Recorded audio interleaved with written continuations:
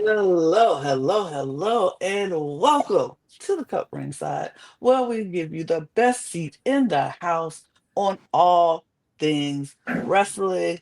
It's WrestleMania season. WrestleMania is in the books, and we are on the road. Look, now we're on the road to the next WrestleMania. But we are here to talk all about WrestleMania, give our thoughts, recaps, and everything.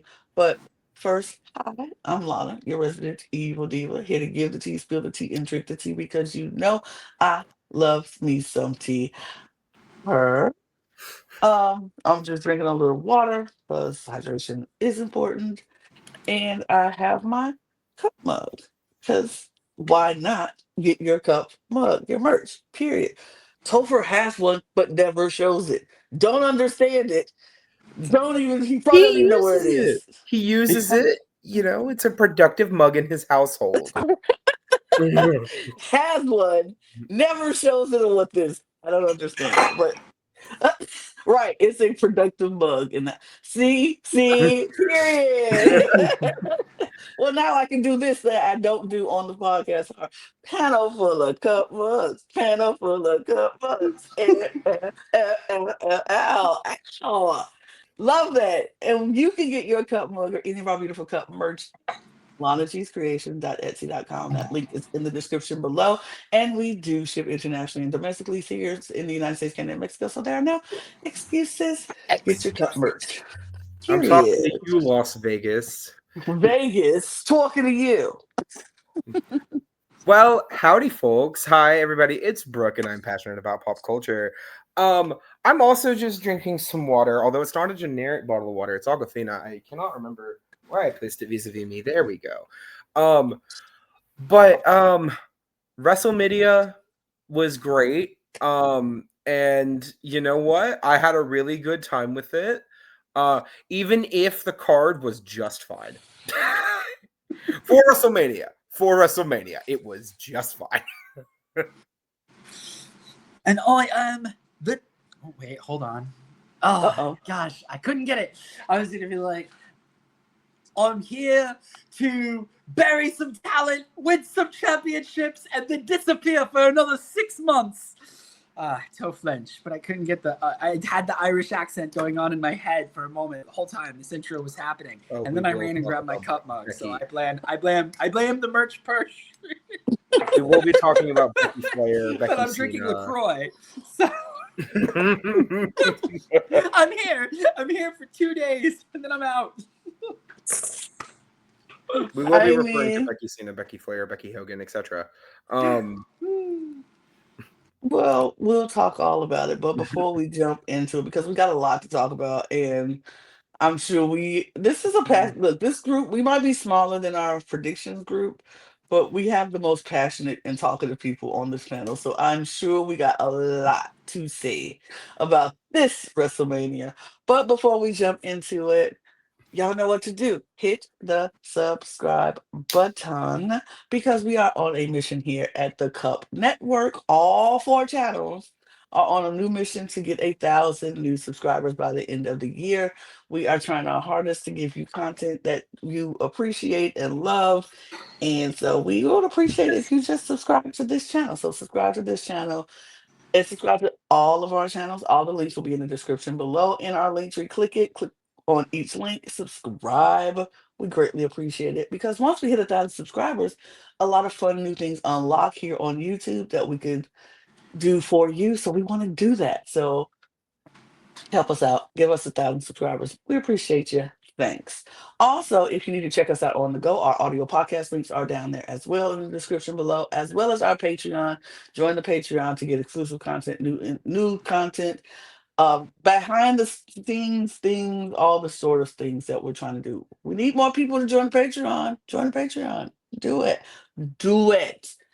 And yeah, that's it. Let's get into it because we don't have time to waste.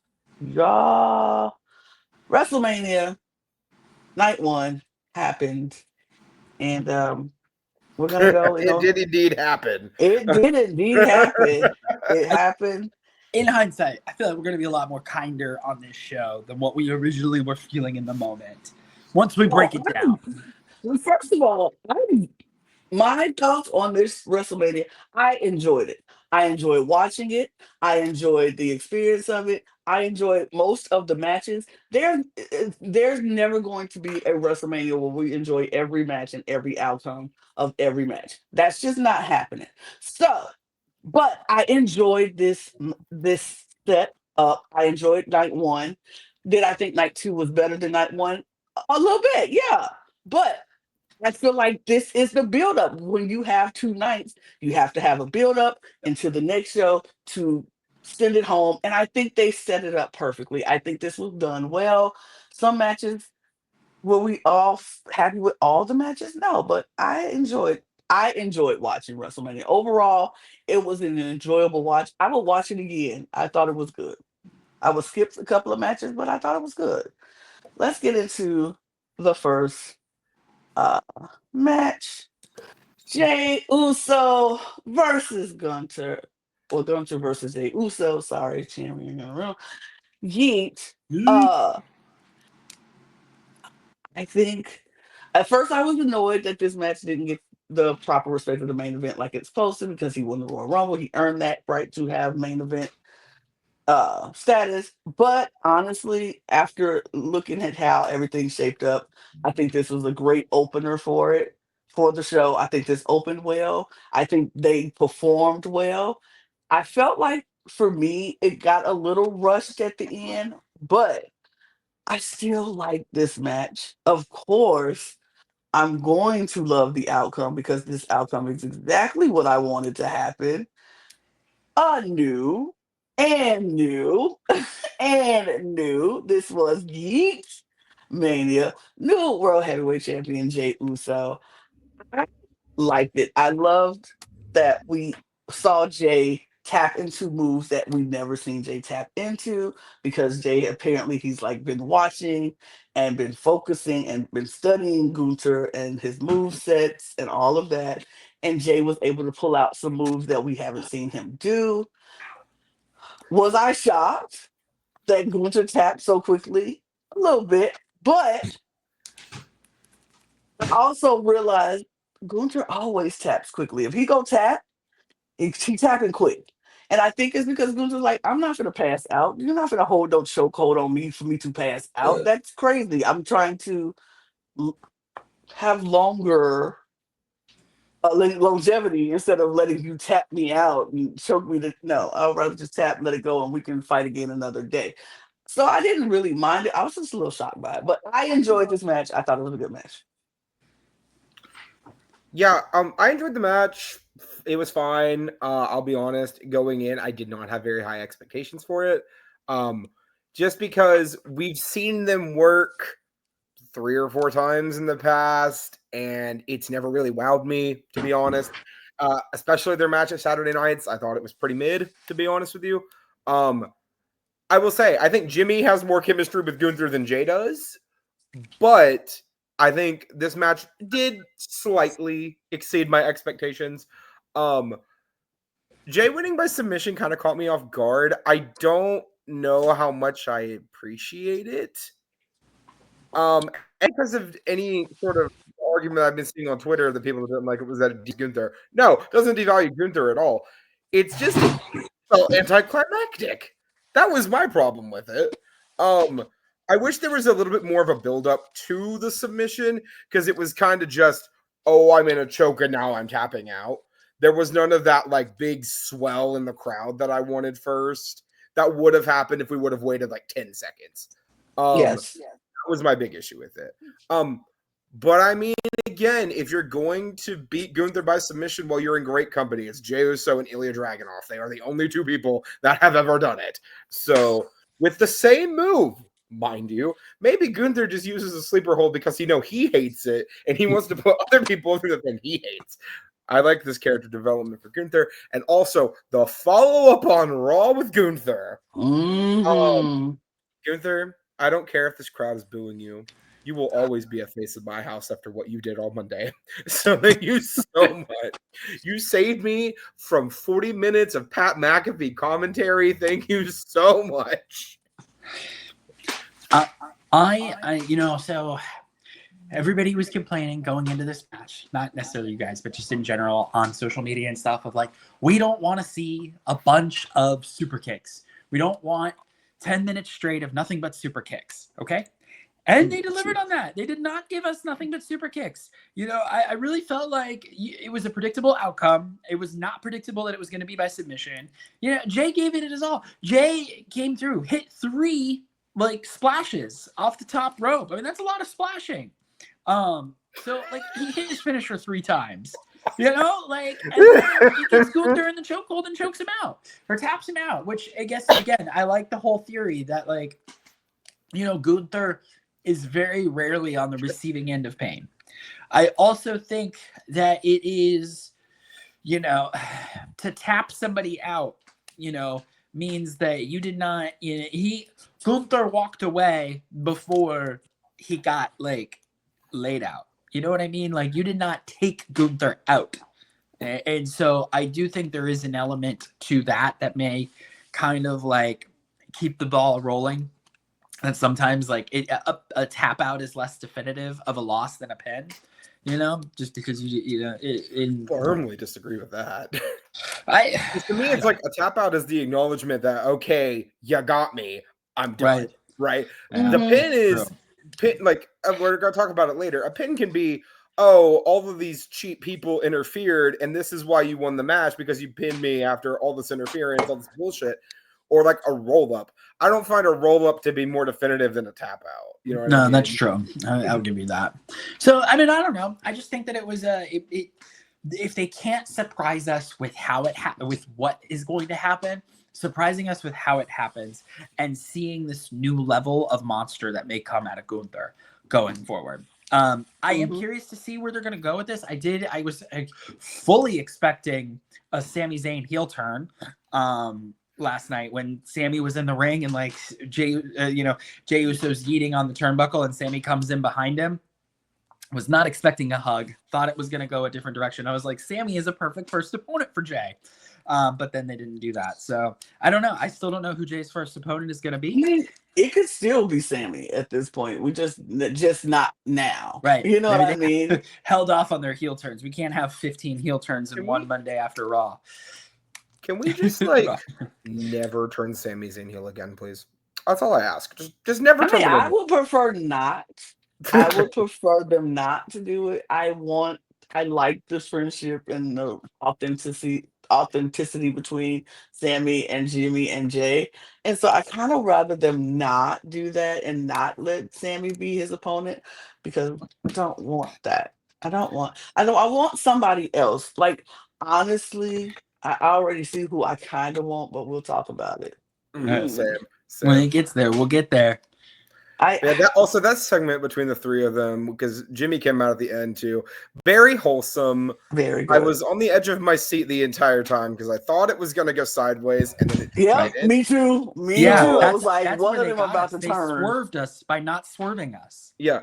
Literally the second Sammy's music hit, I was like, yay, Sammy. Oh, no. Oh no. Me too. I was like, Sammy. Oh God, no! This can't be it. This can't be it. No. And Rikishi was there. Missed opportunity to have Rikishi.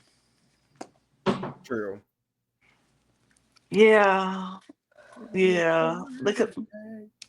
I mean, well, see, the person who I want Jay to be an opponent is probably not going to be because they probably end up in another feud with somebody else who we're going to talk about. But I don't know. We'll see. But I'm so happy for Jay. He deserves this moment. He deserves this to be the champion for. I hope he's the champion for a little while. I want to say at least to SummerSlam. I would love that. I would love that champion. The heavyweight champion. Yeah, I would love that at least to SummerSlam, if not beyond that. But who knows what other stories they got cooking up? I am just going to let Triple H cook. I'm gonna let Triple H cook. I'm gonna eat and enjoy the moment. Yeah. but I'm gonna let Triple H cook. Because now we know that the only time that they could go a different direction that they're not supposed to is because The Rock is carrying his weight around. Okay, I'm gonna keep it 100. There are multiple bad booking decisions on this show. Triple H is not an infallible god. Okay, No, he's not. He's Sometimes when you cook, you burn things. It's okay. Right. Sometimes you cook, you make mistakes. You start over, you get a fresh Yes. pot, and you start cooking again. Want to be clear. Triple H has put this company in a better position than it has been in a literal 2 decades. Yes. But there are problems that we need to address, and when we get to them, we will. We'll talk about them when we get there because there are problems that need to be addressed. But we move on to the tag team champions, the Royal Raiders versus the New Day. Honestly, I thought this was a really predictable match. All of us. Oh, by the way, none of us won the predictions. By the way, shout out to our resident newbie who popped in on last prediction to Derek, my nephew, who actually won the predictions by predicting 10. He went 10 for 3. 10 for 3. I was like, very good. Me and Topher, me and you were right behind him with our 9 and 4. Donovan was right behind us, and then it was Brooke, and then it was Lewis. All I'm gonna say is I didn't come in last, so I'm No, you did not. You did not. Should have kept my El Grande Americano pick. Me too. I'm That's pissed. what I said. I should have Well, kept we'll my talk about it. We'll get there. We'll get there. We will talk about that, but let's talk about start this here. one. The New May I? Day. May I? Yes, please. Period. Thank God for the New Day. Thank Period. God for the New Day. For the New Day. I have been wanting them to do something with my boys for months now. So thank you, Hunter. I'll give you that. You did a good here. Thank you so much. I'll give you your 8s because this time you 8. But New Day winning, great. Don't like the finish because I think it was a little much. But I mean, hey, what do we remember about heel New Day the first time? They're going to find any way they can to win a title. They are now, I believe, 15-time tag champs. Will the New Day pass the world championship record before Charlotte does? That is the real question. So I'm stoked. It has been too long since I've seen Kofi and Xavier have gold around their waists. And the last time it was the NXT belts, and that never felt right. So thank God for the New Day. I just didn't think this needed to be on WrestleMania. I mean, we could have had, tables, ladders, and chairs match with all the SmackDown tag teams. No, I was really, the thing is that because this was on WrestleMania, they were making such a big deal. This is the heel turn, that took place when they kicked Big E out. They did a lot of media where they left Big E out of it, as far as they were editing Big E out of big New Day moments leading up to the match. On Instagram, they were posting pictures of the two of them without Big E. So I really thought even if Big E couldn't, I thought Big E would have played a factor or showed up or done something. If not, I had my hopes out for an Odyssey Jones or something that just made this have a reason to be on WrestleMania. Instead of just a Monday Night Raw. The match was fine. I don't have any holes to poke in it. It was a good, entertaining match. I just don't know if it was WrestleMania worthy. I don't know if it was WrestleMania worthy before the match began, and I don't know if it was WrestleMania worthy after the match had ended. But it was a fine match. I give it, it's a good match. It was fine. Agreed. I think it was solid. I think it was a solid match. I didn't mind the finish too much. It's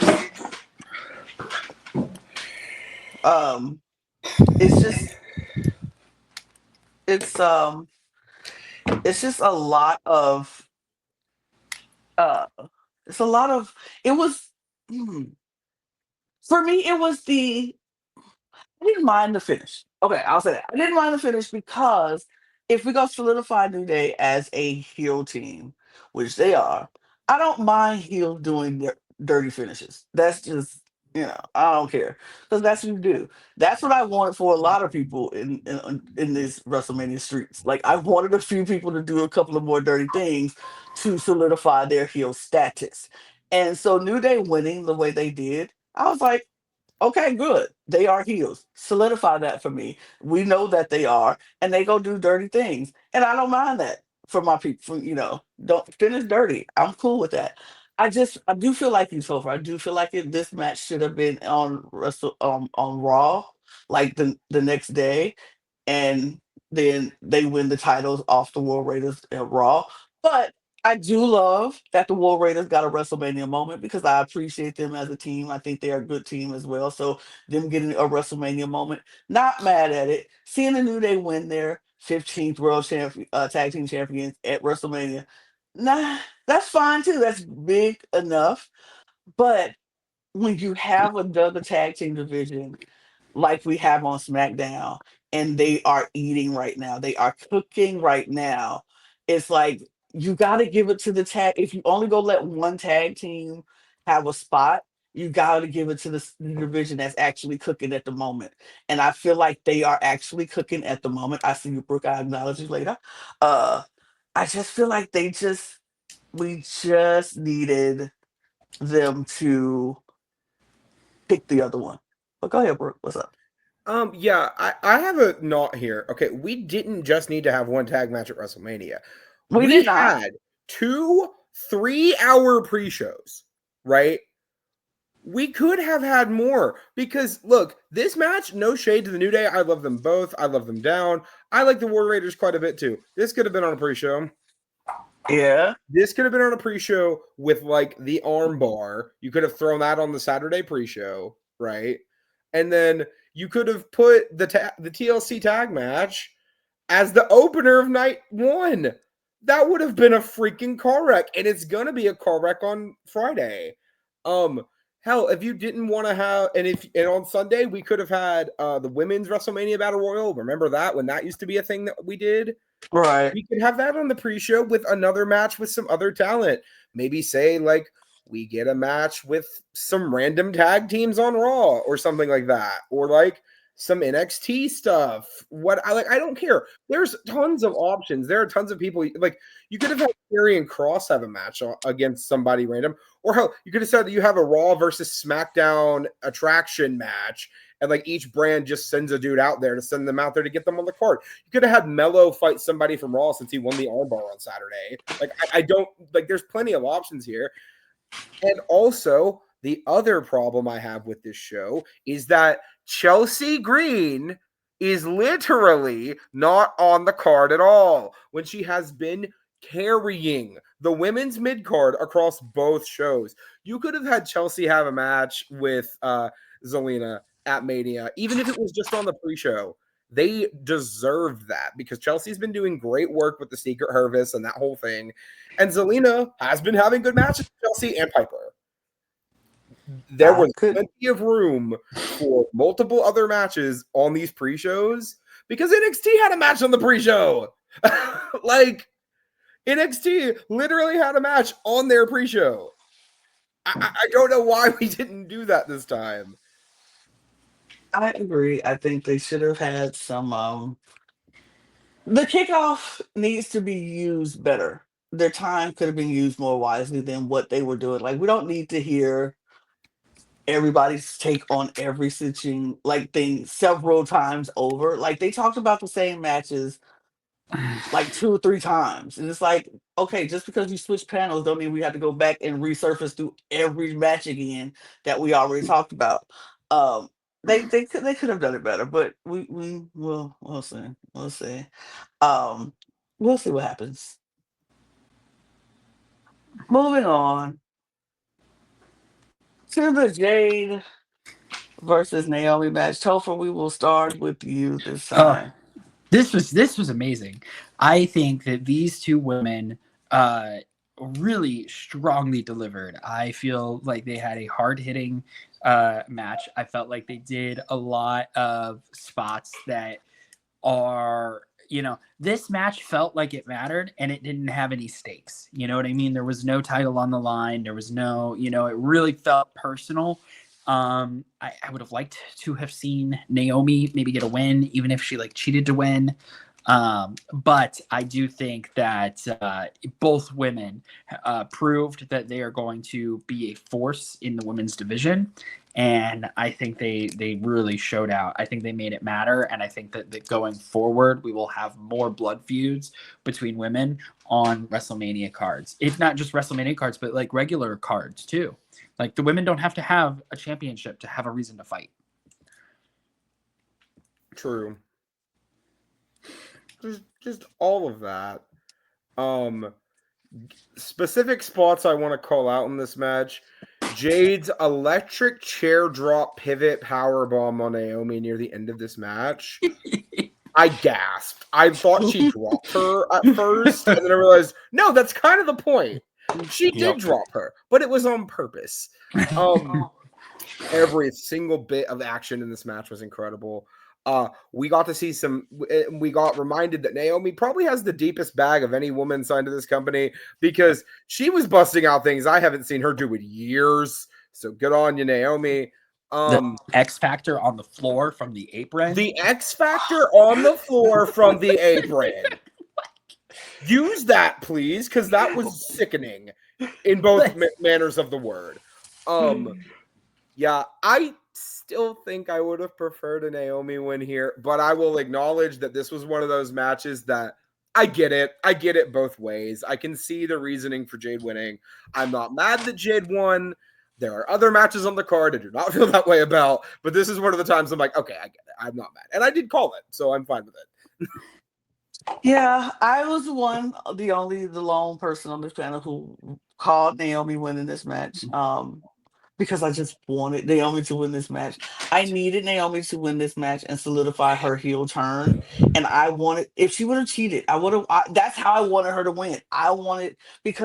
Especially because of her whole promo that she did a couple weeks back, where she was like, I always do the right thing. I'm always doing the right thing. I'm tired of doing the right, I wanted her not to do the right thing and get away with it and feel validated. And you don't have to always do the right thing.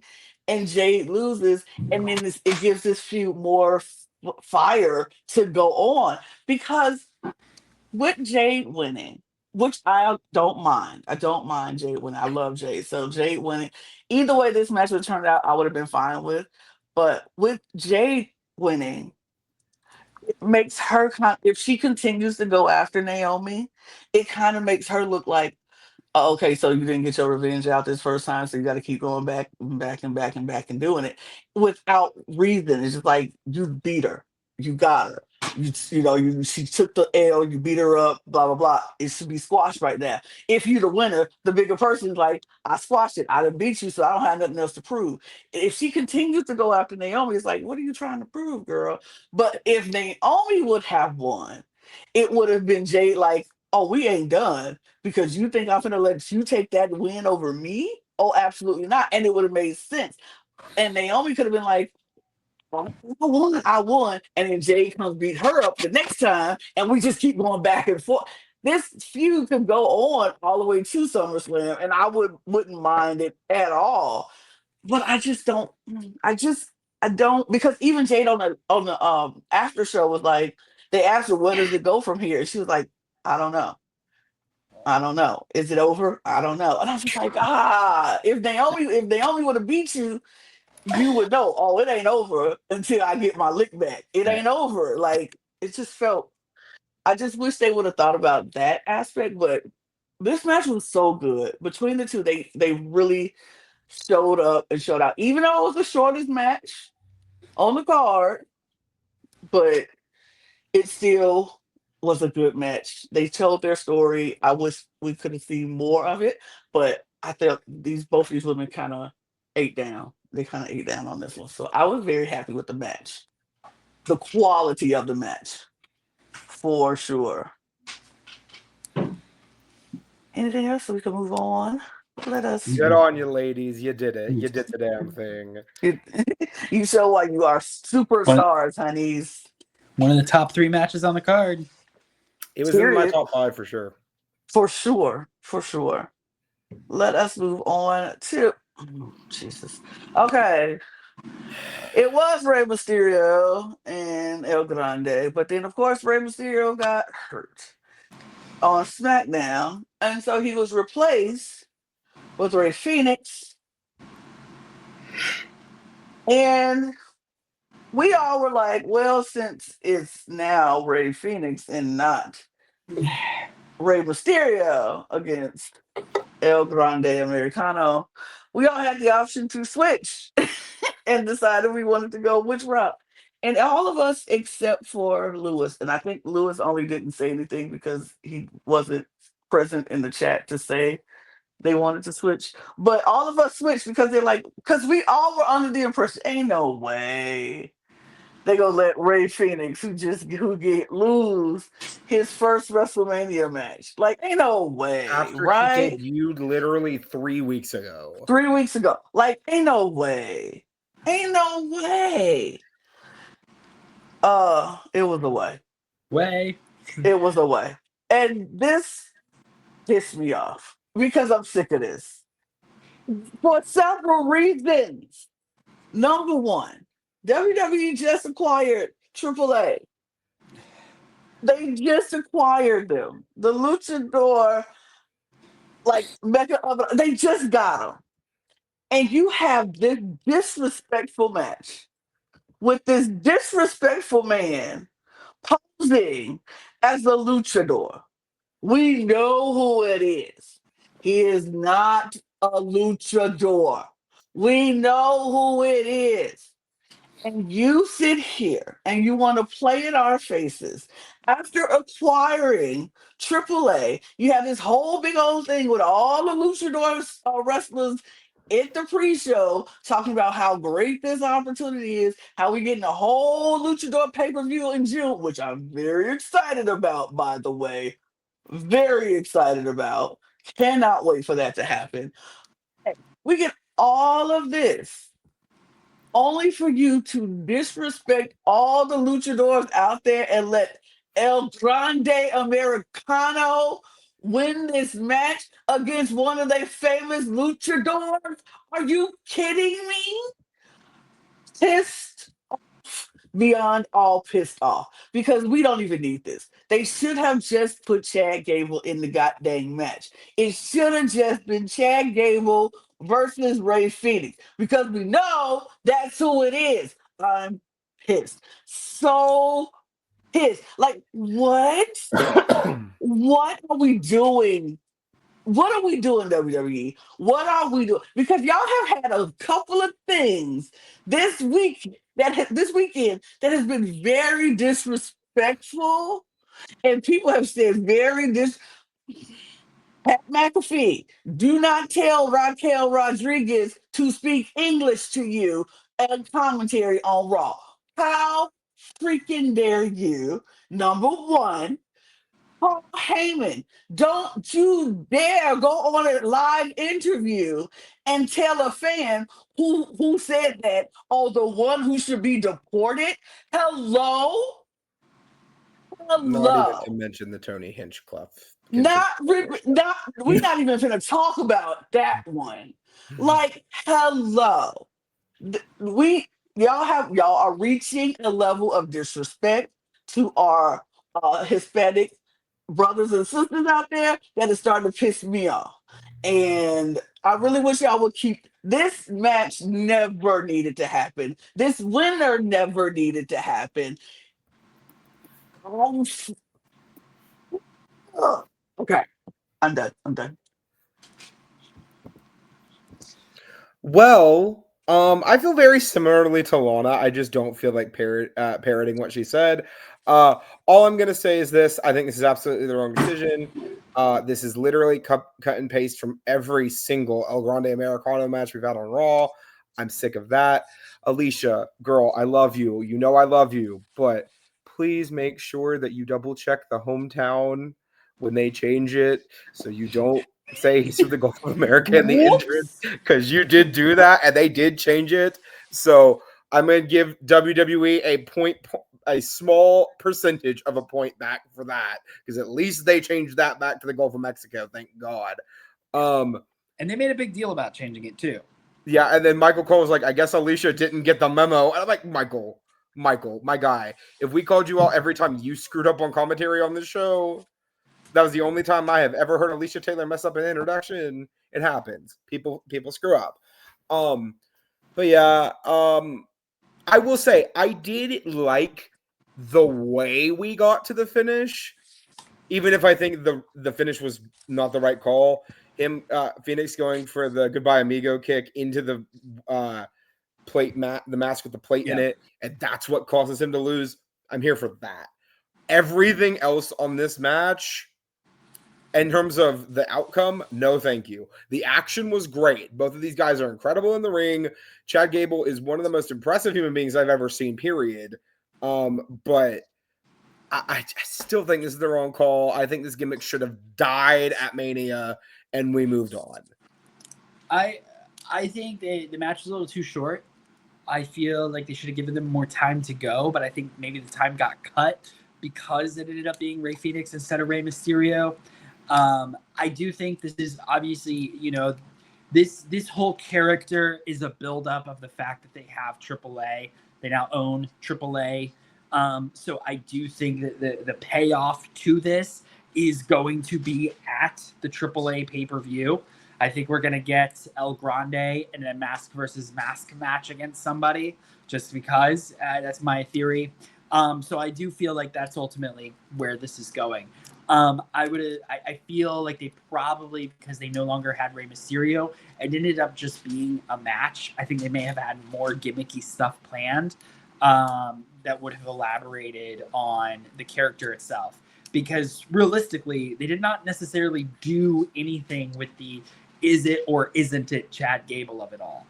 Like it just was like a regular match, which was fine. And I think a lot of that had to do with the last minute substitution. Really cool that Rey Fenix got a WrestleMania debut that he was not expecting, probably 24 hours prior.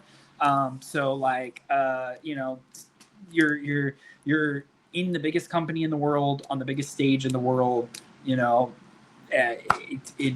a huge WrestleMania payday, and you got a match that meant something and had a good enough build to it that eyes were on it. So yeah, I do think that the character may be in bad taste, but it's it gave Chad Gable something to do on the WrestleMania stage, and it gave Rey Fenix a chance to compete. So there was a lot of upsides to it, outside of all of the negatives, which I also echo on your sentiments, Lana. So I don't disagree with anything that you're saying. I just think there are some small highlights to highlight. And El Vikingo got a nice little kick in there. Oh yeah, can we quick touch on that? Thank you for bringing that up. A man who wrestled in AEW as recently as January did not leave the company.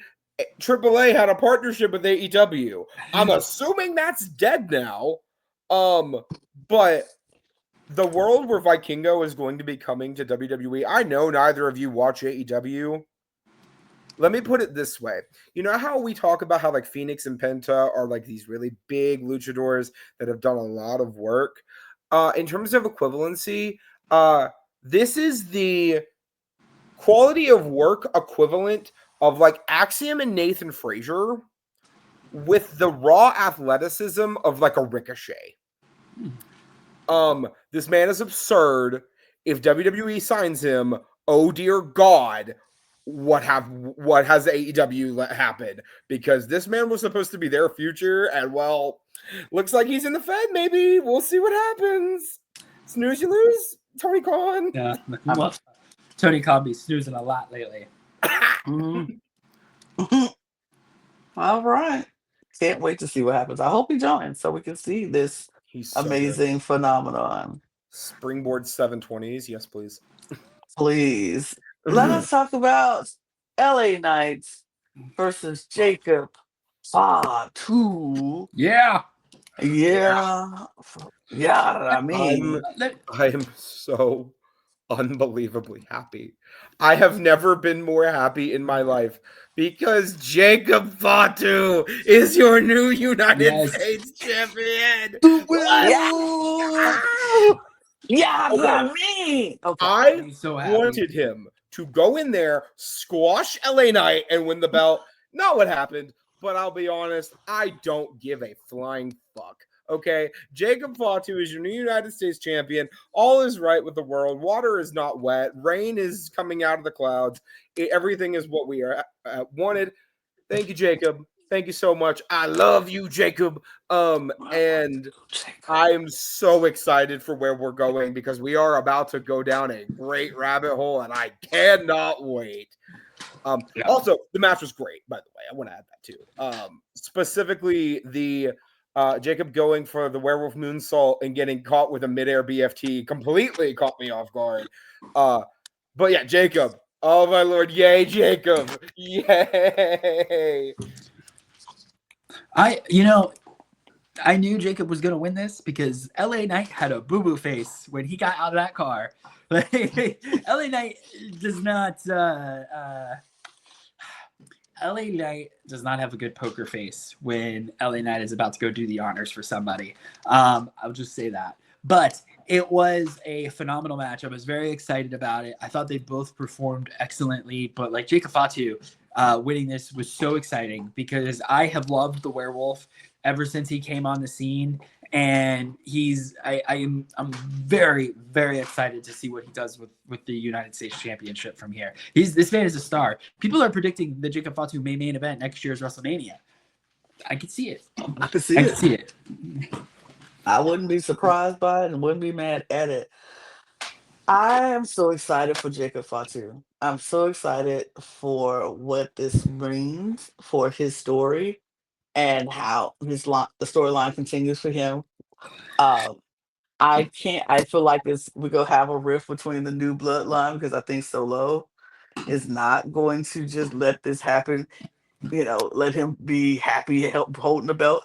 I don't know. Maybe it is. I don't know. All I know is that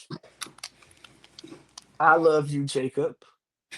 I cannot wait for what is to come. I cannot wait till Friday to see what you're going to say to us. This man is so good. He's so good in the ring. Like the spots that him and LA Knight did were immaculate. Like they just did some really good moments in that match. And I'm excited. I'm excited. It was a good look. It was a good night for the bloodline.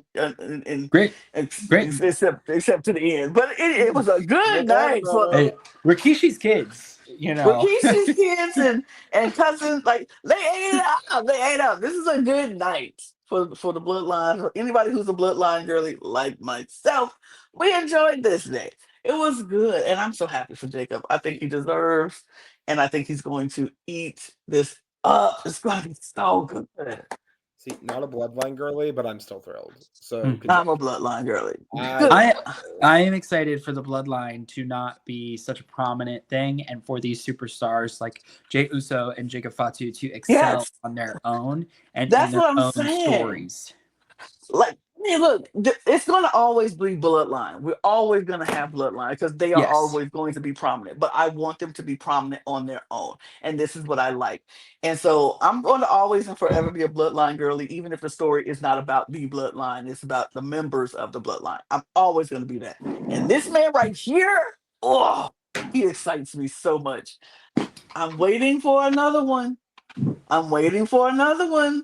Zilla, I'm waiting for another one. Zilla, Triple H, get on it because I need Zilla.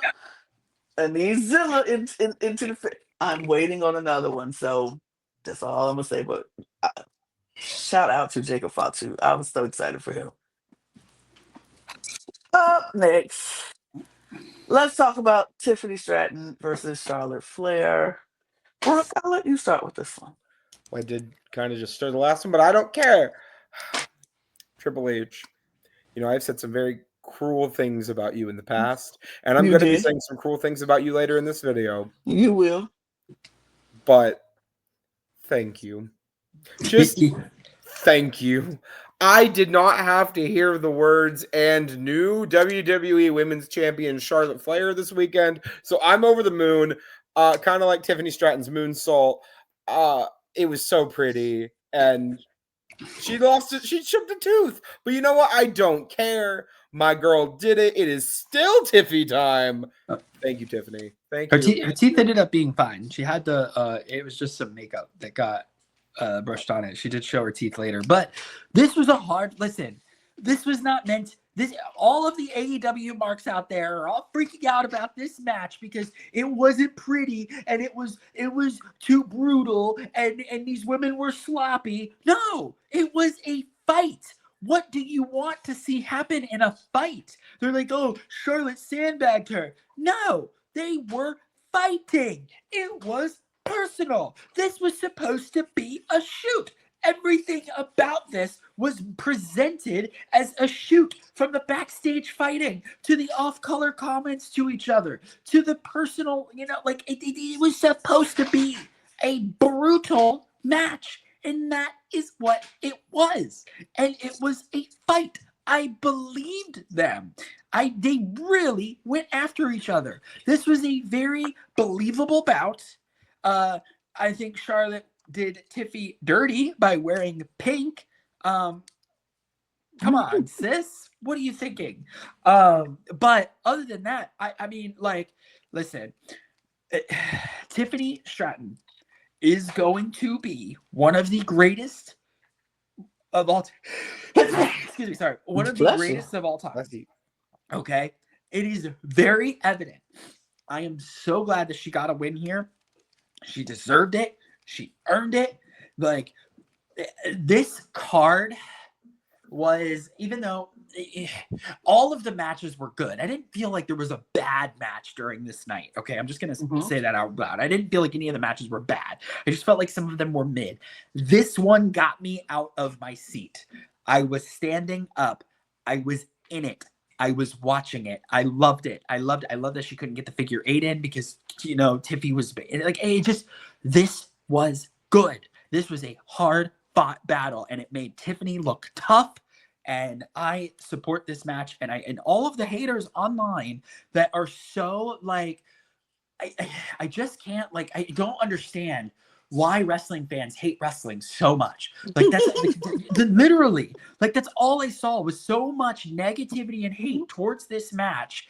And I'm sorry, they're all wrong. I talked in another wrestling group chat that I'm in where I was like, this is kind of like they were like, oh, this was too, this was messed up. And I was like, no, this was trying to make Tiffany look tough. This is sort of akin to when Triple H faced Cactus Jack in a street fight and you needed to toughen him up. Like, she needed to walk away bruised from this. Don't be, oh, Charlotte's a terrible person because she punched Tiffy in the face. Yeah, good. It's a contact sport. So, yes, this was to me, this is the I thought this was, of the night one specifically, I thought this was the second best match on the card. So it was really good. I was very happy with it. They over delivered. So that's my piece on that. I just hate wrestling fans.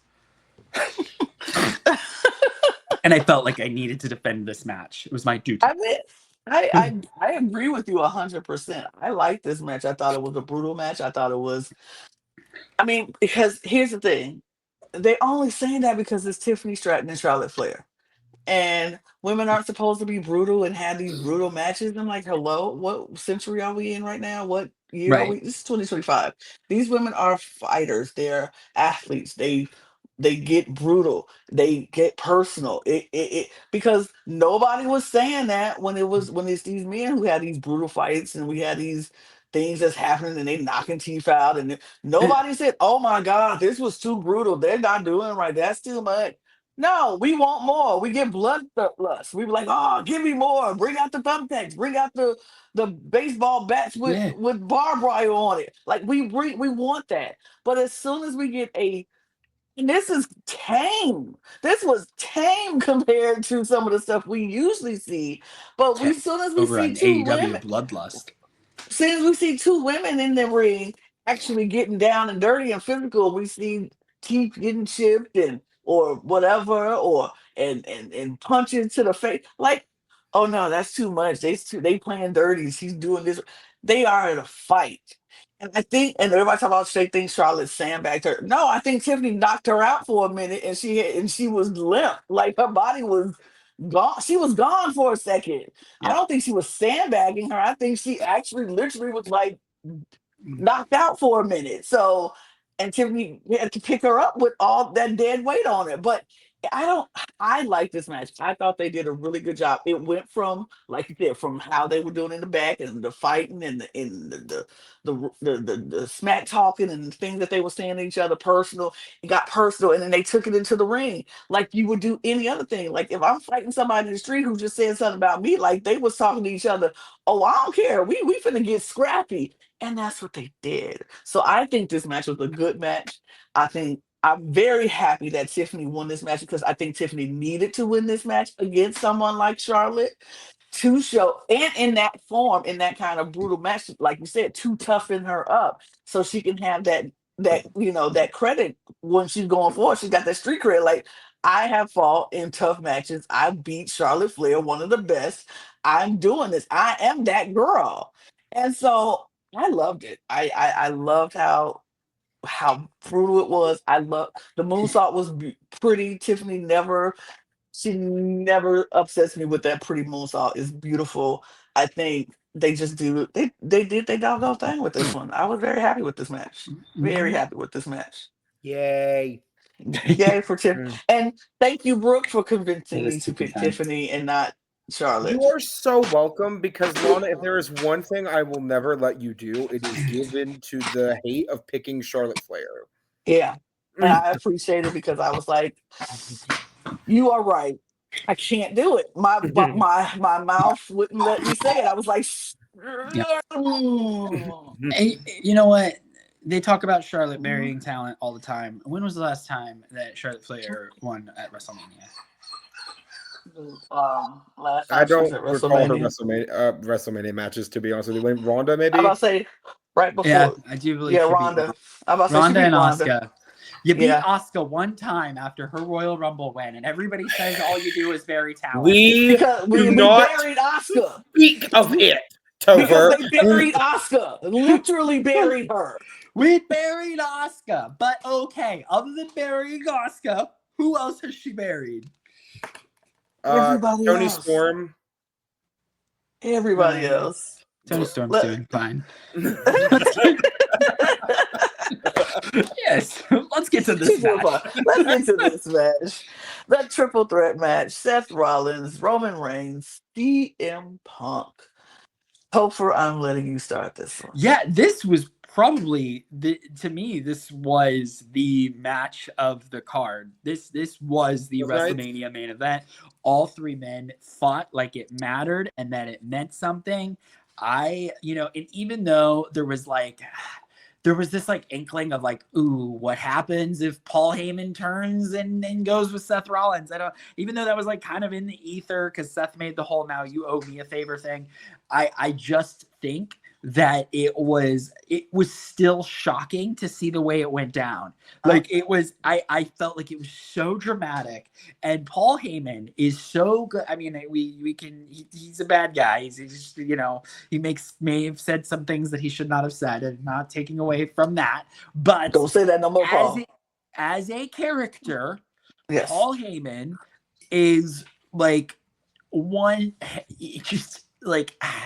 so amazing, so much drama. He made this main event what it was, and the fact that these guys just fought so ruthlessly against each other, and I didn't feel like, oh, it's a triple threat match. You do a spot, somebody lays outside the ring for 10 minutes, you do another spot. It felt like they were all fighting. And it felt like it was just good. And okay, this is where Triple H is a genius, right? Because you take the announce tables, you build these brand new announce tables that seem impervious, okay? And then all of a sudden, it takes one tribal chief who had one of the coolest entrances of all WrestleMania. One tribal chief come in and single-handedly, the punch, taking out Seth Rollins when he was like, let's do the Shield thing. And he was like, no, boom. That was amazing. And he powerbombed both of them through the tables. It was really good. I was very happy with that. This was such a good match, and I kind of wish it was the main event of the night too. I understand why it wasn't, and I understand where we're at, but like it really did deserve to be the main event, and it was really good, and I was very happy. It was the best match. These three men, hats off. I hope they never stop wrestling. Sorry, that's my. Like they could. They could. They could. I fear like this.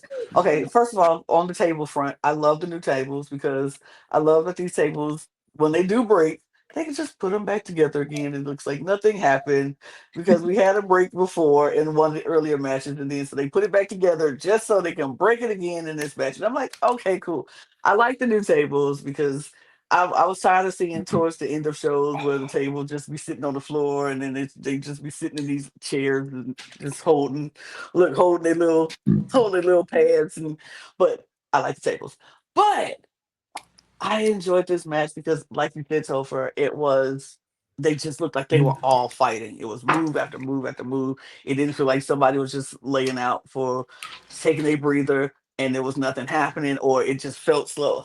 It just felt like it moved, and all the different spots that they had that they took. It was I just enjoyed it. These three men came out to show why they needed to be the main event because a lot of people were not very happy with this being the main event. And it was like, this should be the main event. It should be something else.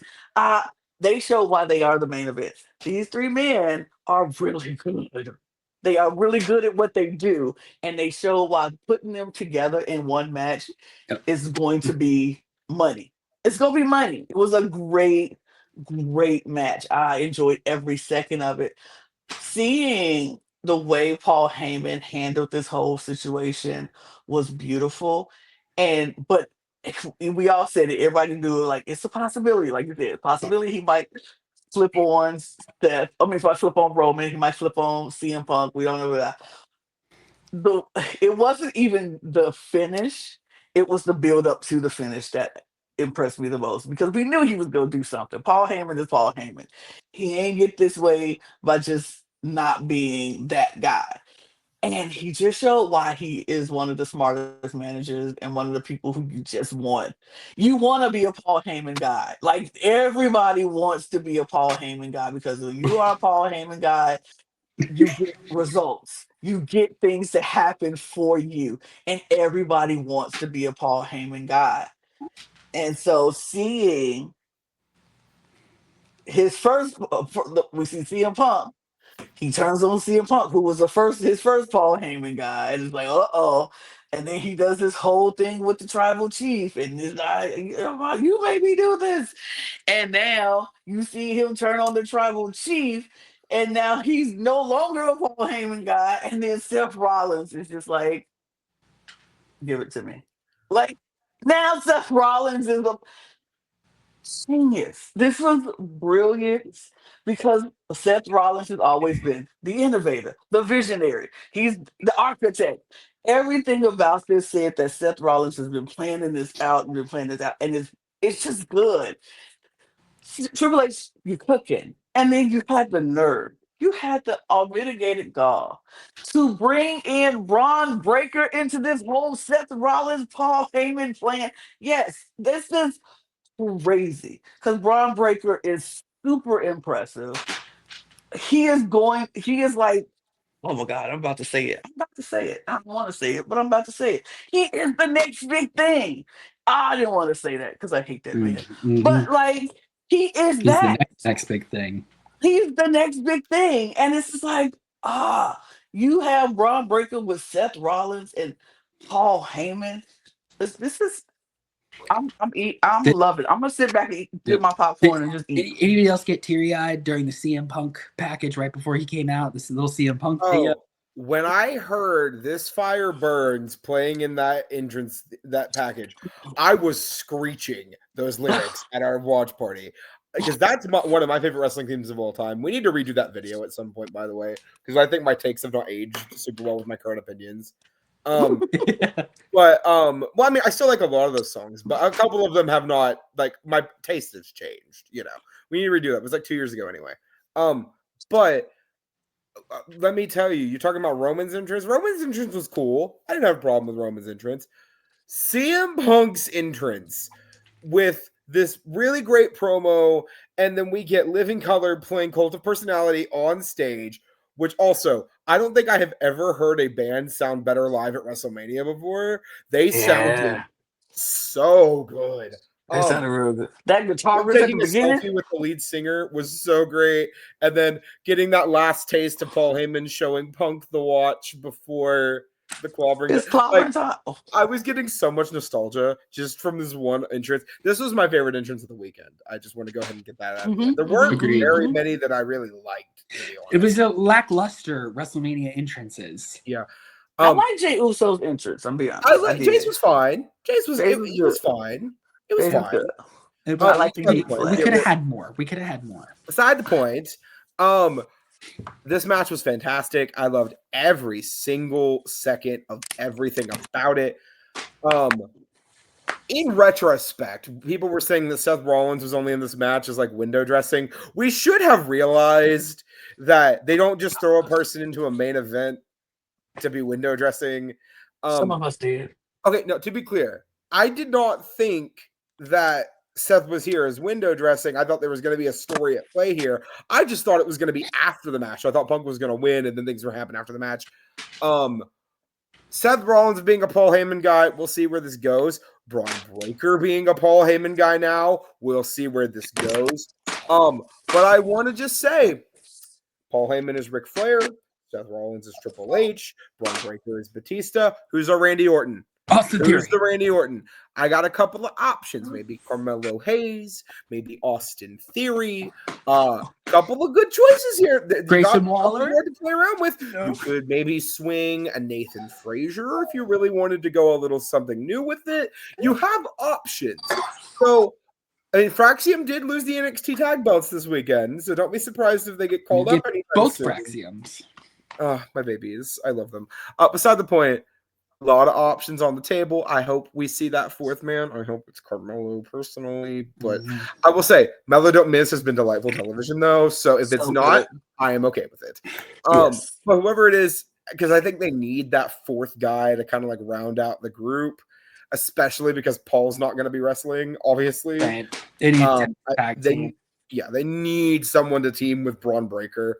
Whoever you've got to have a heater, somebody that can take the abuse. You know what I like? You need a JD McDonough. Yeah, somebody that can take the hit, without looking. Speaking of, but yeah, this match was great. That is the first time we've seen those new announce tables break. Yep. I thought they were indestructible. I thought they were like. Maybe they gimmicked those, because I know they don't gimmick the normal tables because they don't need to. But those tables look like they are made out of solid concrete, the way it destroyed JD McDonough's lung. And the 32-inch monitors that got the outside that are just there to hold the WrestleMania logo for no reason. It was so great. This match was incredible. Was my pick for match of night one, not my pick for match of the weekend. We'll be talking about match of the weekend pretty shortly, but I really enjoyed this. Yeah, this was good. This was a good one. It was good. It was all right. So let's move on. I have to switch the thing. All right. Night 2 is where we at. And I kind of feel like we're gonna talk about the match of the weekend right now. Because ding, ding, ding, ding, ding, ding. Lana is a winner. Baby. This match was everything I wanted to be and more.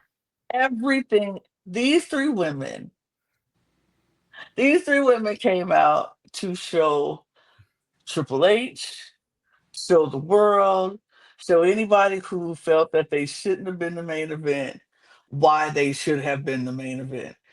This was so good. Like spot after spot after spot after, like these women ate it up from beginning to end. It was like they came out there and they hit the gas, no brakes. They hit the gas, no brakes throughout this entire match. Everybody had a moment where you're like, oh, it's gonna be Rhea. Oh nope, it's gonna be Bianca. Oh nope, it's gonna be Io. Oh nope, it's gonna be like it was so good. And everything about this match, I was just like, I love it. I love every second of it. I love how they produced it and how it flowed. And then I love the outcome of this match because she absolutely unequivocally deserved this win. She absolutely deserved this win. The lead up to this said she should win. Everything about the lead up says Io's winning this match. There was no doubt in my mind that Io was not going to win this match because what you don't do is totally disregard the champion.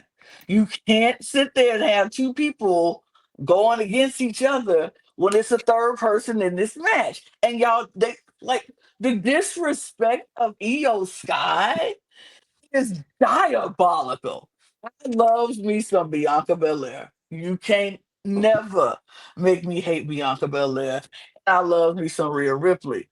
But the disrespect of Io Sky, like she is not the genius of the sky. Hello, hello. What world do we disrespect Io Sky? Absolutely not. And so Io came out there and showed why she is the champion, and I was so excited that she won. And she'll have a match with Stephanie Valcour the next day on Raw. Like what? That those two amazing women coming together fighting is a dream match that we didn't even know we were going to ever get to see, and it happened just like that out of nowhere. Here for it. Here for it. I love Io Sky. She deserved. She ate. They all ate. This was the match of the entire weekend. Hands down. Yeah, so I knew this match was going to be great. You put three very talented women in the ring together. And even if I have become a very vocal anti for Rhea Ripley, I will acknowledge she is very good in the ring. Never had a problem with her in the ring. It is just the character that they are giving her right now. I am not a fan of. But oh my God, this match was everything I wanted it to be and more. I don't even want to go blow by blow here. I'm just going to talk about the finish. Bianca hits a KOD on Rhea, holds her in that cover, in the reverse stacked cover. Io hits an over the moonsault on top of both of them, including on a folded over Rhea Ripley. That looked like a nasty bump for Rhea, by the way. Not really a bump, but like impact. That probably did not feel great. And then Io pins Bianca. Everything I wanted from this finish and more.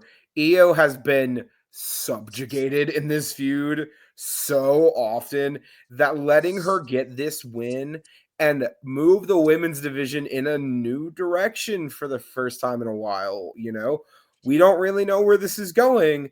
I'm excited to see it. And also, Io had a hell of a match with Stephanie Vaquero on Raw last night at time of filming. Also, hi, Stephanie. I love you. I am such a big fan. I don't get to talk about you on this channel very often, but I love you so much. You're my girl. I love you to death. So Wes was over here last night watching Raw Wrestlemania, by the way. And he doesn't watch NXT regularly. First time he saw Stephanie Vaquero, he said, so this is just the best woman in the company, right? Good. In that conversation, just saying. She's good. But yeah, thank you, Triple H, for giving us that. I needed it. But Io being the champ moving forward, I think is a great call. We're going to see where things go.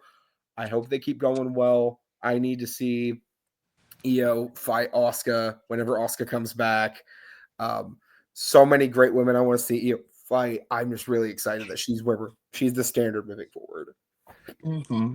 I first off, what a great weekend for triple threat matches, right? Because all three, the triple threat match at Stand and Deliver was also phenomenal. Yes, I don't so know good. when else to give that a shout out. But yeah, this match, Io had to win, and I loved the heel tendencies from Bianca Belair. I cannot wait for her to go full bad.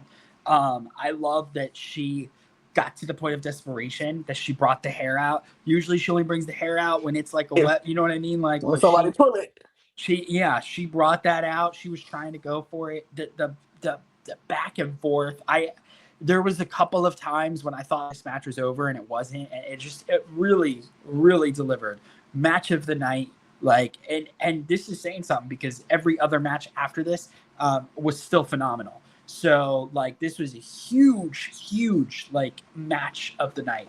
And it like this could have and should have been a main event. And this is where it gets so tricky, because like you have your blockbuster matches, right? Like how do you not end night one with the triple threat match that you end it with last? You know, you have to end it with that because it's ending on such a pivotal story cliffhangers. But knowing what you were going to do with the main event tonight, why not switch the nights and have John Cena and Cody Rhodes open? They could have done the whole like Brock Lesnar says, I'm not here for a long time, I'm getting my stuff and getting out, like he did at 35, right? And you could have had the triple threat match at the end of the night on that night, or the women's match on that night and had the triple threat match, for night two. So there could have been a world where this main evented and John Cena and Cody Rhodes opened the show. Swap the nights, whatever. This should have been the main event. It was the best opening match, and opening matches are just as good as main events. I don't know. They say that. I think they're just trying to hype it up a little bit. But yeah, this was an incredible match. Main event anywhere in the world. And I really hope that this starts to allow the women's world title matches to start closing the show, especially now that the bloodline has sort of dissipated a little bit and we don't have your major card players, although I'm pretty sure we know what's going to main event Backlash. It's a great match. I'm all on board. It should have been the main event of either night one or night two. There could have been some things to be worked, and Cody and Cena could have opened it, but we'll talk about that later. Absolutely. Agreed 100%. Because after that incredible match, we had a really good match with this one. I thought this was a really good match between. Can I just say, Damian Priest, I owe you a big apology, my dude. Thank you. Look, okay, I will say this. From a character work perspective, I stand by what I have said about Damian Priest in the past, but this match was great. This is the best match I've seen Damian Priest have since his match with Bad Bunny at Backlash a few years ago. And I will say this too. The other entrance from this weekend that I remember vividly is Damian Priest coming out with bat wings in a ring of fire. Bisexual Undertaker down. I am so proud. And the guitar this match was incredible. The Slayer. My absolute favorite spot of the entire weekend, bar none, is Drew McIntyre kicking Damian Priest's face into a wedge steel chair with a Claymore kick. Yeah. Holy hell. And again, I know that's going to be a hot take. There were a lot of good moments this weekend in and out of the ring, but also the rope walk spot onto the two tables at ringside, right? Yes. Before that. Yes. Nuts. Not bisexual Undertaker could never. Could never. Great Undertaker could never. Yeah, Homophobic Undertaker could never. But yeah, they both ate this up. Thank you, Drew, for letting us know once again that you were once again bored at work. Relatable content. And he's a man of the people. Yes. He's a man of the people. I love them both. Now, okay, I like Drew. I love Drew. I am liking Damian more. Let him tear people up like this every week, and let him throw out his bag like he did this week every week, and then he'll be a Damian Priest fan. That's all you have to do. Let him wrestle, and I'll like him. I love Drew McIntyre. One of my top favorite wrestlers of all time. May be my favorite wrestler, like my secret favorite, And these two men said, we're making lemons out of lemonade. They really took them and they said, if we're not going to be the main event, we're going to go steal the show. You don't want to put us in a world title match? We're going to show you why we should have had a world title on the line in this match. And I felt like they delivered. This was probably this is just where night 2 just kept banger after banger after banger, because it's like I don't know what I liked more, to be honest with you. It just kept going. So yeah, this match delivered. I love that Drew McIntyre won. I love all the spots that they did. It was just give Drew McIntyre a world title. God. Don't do that. Let him keep being a whiny. Let him keep being, let him be whiny for a minute. I'll give you another year of this, and then you can put a bet on him next year. But like, my hot take at the moment, right? I want every single champion to switch brands and not have a draft. Just let the champs move. Don't move anybody else, and just let people fight new people for a few years. I'm down because. Give me a world where Drew is fighting Jey Uso for the World Heavyweight title, please. That is a world I want to live in. I agree. I mean, I'm not mad at that. John Cena is booked for the next several SmackDowns, so 26 dates to go, baby. Okay, we're gonna talk about that because I am in love. I am in love, but Same. I am in love. But this man. Okay, and I'm also in love with Drew McIntyre. Love me some Drew McIntyre. Shook my hand. I need to shake his hand. I just okay. I'm not gonna talk about my love for Drew McIntyre because this man is fine and he just does it for me. But he eats in the ring too, and I love this match. This match was so entertaining. When I'm watching a match and I'm not distracted by anything else, like my phone or anybody around me talking, you got me. You got me. Like I was so into this match. It was you couldn't tear me away from the screen. And that is because Drew and Damien ate this up. They gave me what I wanted, both of them from the very beginning. Like you said, Brooke, from the bat wings and the fire and Slayer to the selfie on the floorboard at work and the spot with the chair and like everything about this match was so good. I enjoyed it so much. I was in it. They had me hook, line, and sinker. And to follow such a great match like that triple threat match, only who had my attention from beginning to end, to keep my attention, they eat that up. That doesn't really happen. To come after a match that's so great. Usually you see people fall off. They did not fall off. This was so. It was I could tell night 2 was eating up how our chat went, because night 1 we were sporadically just typing in the chat like, okay, yeah, this is good, that's good, this is great, this is okay. Night 2, the chat went off. It was like, this is so good. This match was a banger. This match was a banger. This match was a banger. It was just they kind of ate it up, and this match in particular was really, really good. And I was very thrilled with the outcome. I would have been happy either way, because I do like Damian Priest, and if he would have gave us a match like he gave us this time and won, I would have been like, fine, deserved. But the match that they both gave, either one of them could have won. I would have been happy. It was good. It was a good match. Loved it. Loved it. I think it was absolutely the right call to have Drew win, though, because dear Lord, this man needed a win so bad. Yes. Absolutely agree with you. Slammy Award winner, Feud of the Year. Yep. Slammy, first of all, I didn't even know the Slammys happened until I looked back on Twitter. It was like, oh, they happened during this weekend. Oh, okay. Special shout outs to the fans for voting Liv Morgan as Women of the Year. Thank you. WWE. I mean, she deserved this. She deserved this year. This year was absolutely deserved it this year. But that doesn't mean I thought they were going to actually give it to her. She deserved this year. I will give it to her. I'm not a Liv stan, but she deserved this year. She ate up this year. No lies detected. Moving on, another banger. Like they were killing us with these banger after banger. This match here. If you would have told me a couple of months ago, you don't even have to go back far, but if you would have told me a few months ago that I was going to be literally cheering and wanting and hoping for Dominic Mysterio win at WrestleMania for the Intercontinental Championship, Would have called you a I would have liar. laughed at you. I would have laughed at you. But you know what I'm not doing? I'm not laughing because that's what I wanted. I literally wanted it to happen, and it happened. And in such a great match, not mad at this at all.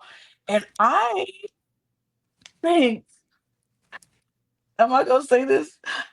I think I might be a Dominic Mysterio fan.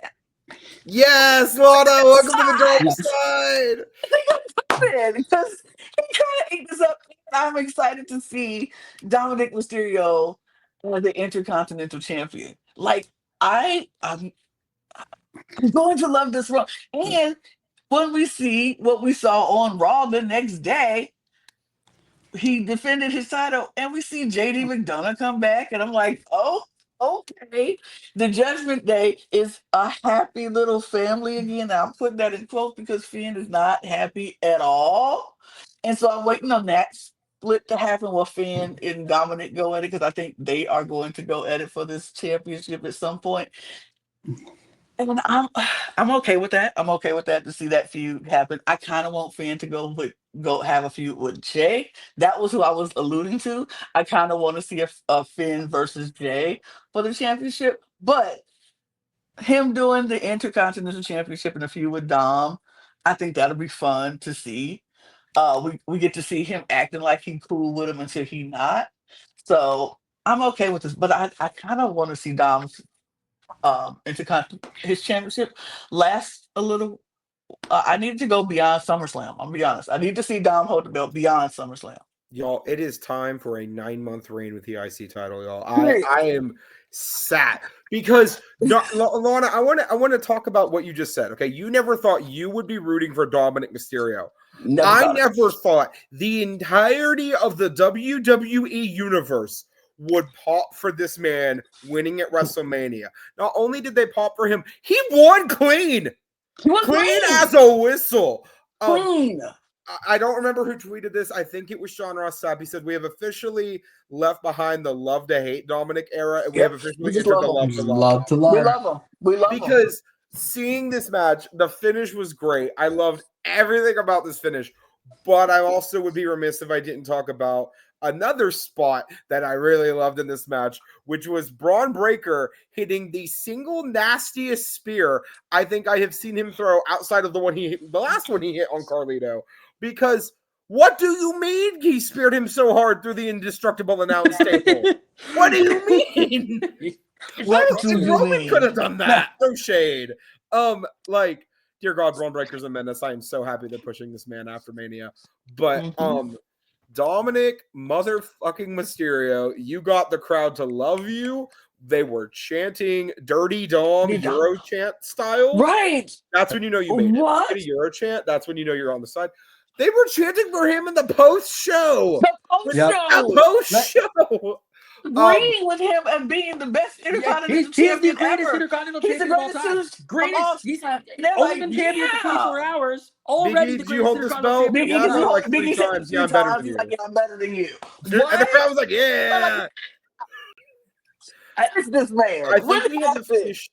Like, for a long time, people have been saying Dominic is, like, when he was first coming out, they're like, oh, he's just going to be his son. This man is Eddie Guerrero. And like, maybe not to the same wrestling ability yet, but, like, we got to remember, when Eddie was wrestling in WWE, he had already been wrestling for, like, 15 years. Dominic's only been wrestling for 5, right? Character-wise, this man gets it. And I'm telling you right now, this is the future of this company. This man right here. I am so happy to see his rise. I think he could be world champion in the next, like, 3 or 4 years. Really. And they better turn him face when Finn turns. Finn needs to be the jealous heel that can't deal with the fact that Dom won a title, and the entire Judgment Day turns face. I don't give a damn because I love these goobers. Well, they can turn him face without him having to do anything different because Eddie Guerrero lied, cheated, and stealed as one of the most over faces. Not to mention Dominic Mysterio, if I can recall, correct me if I'm wrong. First off, I just want to say this.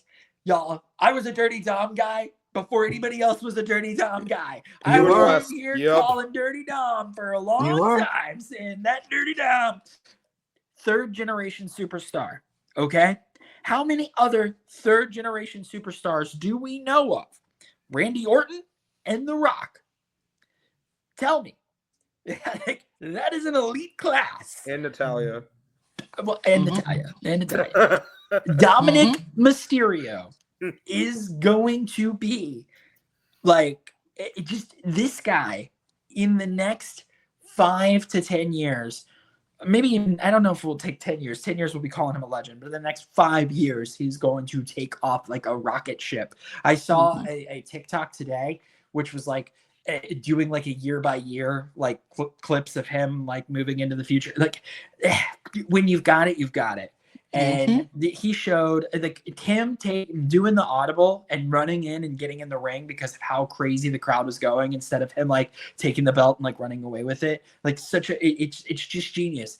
Like greatest Intercontinental champion of all time, because you know what? Because he's gonna say it so much. He's like gonna take the honky tonk method. He's gonna take like I don't ever want to see I don't ever want to see him get a clean win, because he doesn't need to. You know what I mean? Like to keep the belt and to keep winning. But that's the thing. He already got a clean win. That's the thing. He won the belt fair and square. It's a fatal four-way. In the context of the fatal four-way. Well, I mean, yeah, but like Carlito didn't even really do much to help him. I love that Carlito's like such a shitty henchman. That's my man. I love him. But also, it's funny. Can we talk about, again, the finish to this match was really good. You have Braun Breaker spear the living fuck out of Penta, right? Then get caught with a 619 by Dom. Dom goes to the top rope. Finn crotches him on the top rope. Hits the drop kick on Braun. Goes up, hits a coup de grace. Finn is in the cover. Dominic Mysterio frog splash pin on Finn. Is it a little reminiscent of the EO finish? Yeah, I don't care. It was a good finish then. It's a good finish now. Dirty Dom. Dirty Dom. Dirty Dom. I'm here for it. I think I just, I'm gonna be honest, watching a lot of the clips and stuff from Dirty Dom over the weekend, and how he interacts with the fans and some of the interviews that he's done, it really made me go like, okay, maybe I do kind of like Dirty Dom. Maybe maybe as a character, I get it. And because I'm such a person that likes, sometimes I just like the villains in stories, and I'm like, I kind of like that you're right, Topher. He does not have to do anything different to get to, because he's gonna be over. He's over right now. He's over. We have went from the man can't talk. He's getting booed out of stadiums. He can't even say a word on the mic. To now, people are cheering and yelling and loving, and like he can, when he goes out there to do his promo and celebrate. Everybody's like, yeah, he can say whatever he wants. And he can still be Dirty Dom, and nobody's gonna change. He does not have to do anything different. It is going to be spectacular. I love this for him, and I agree.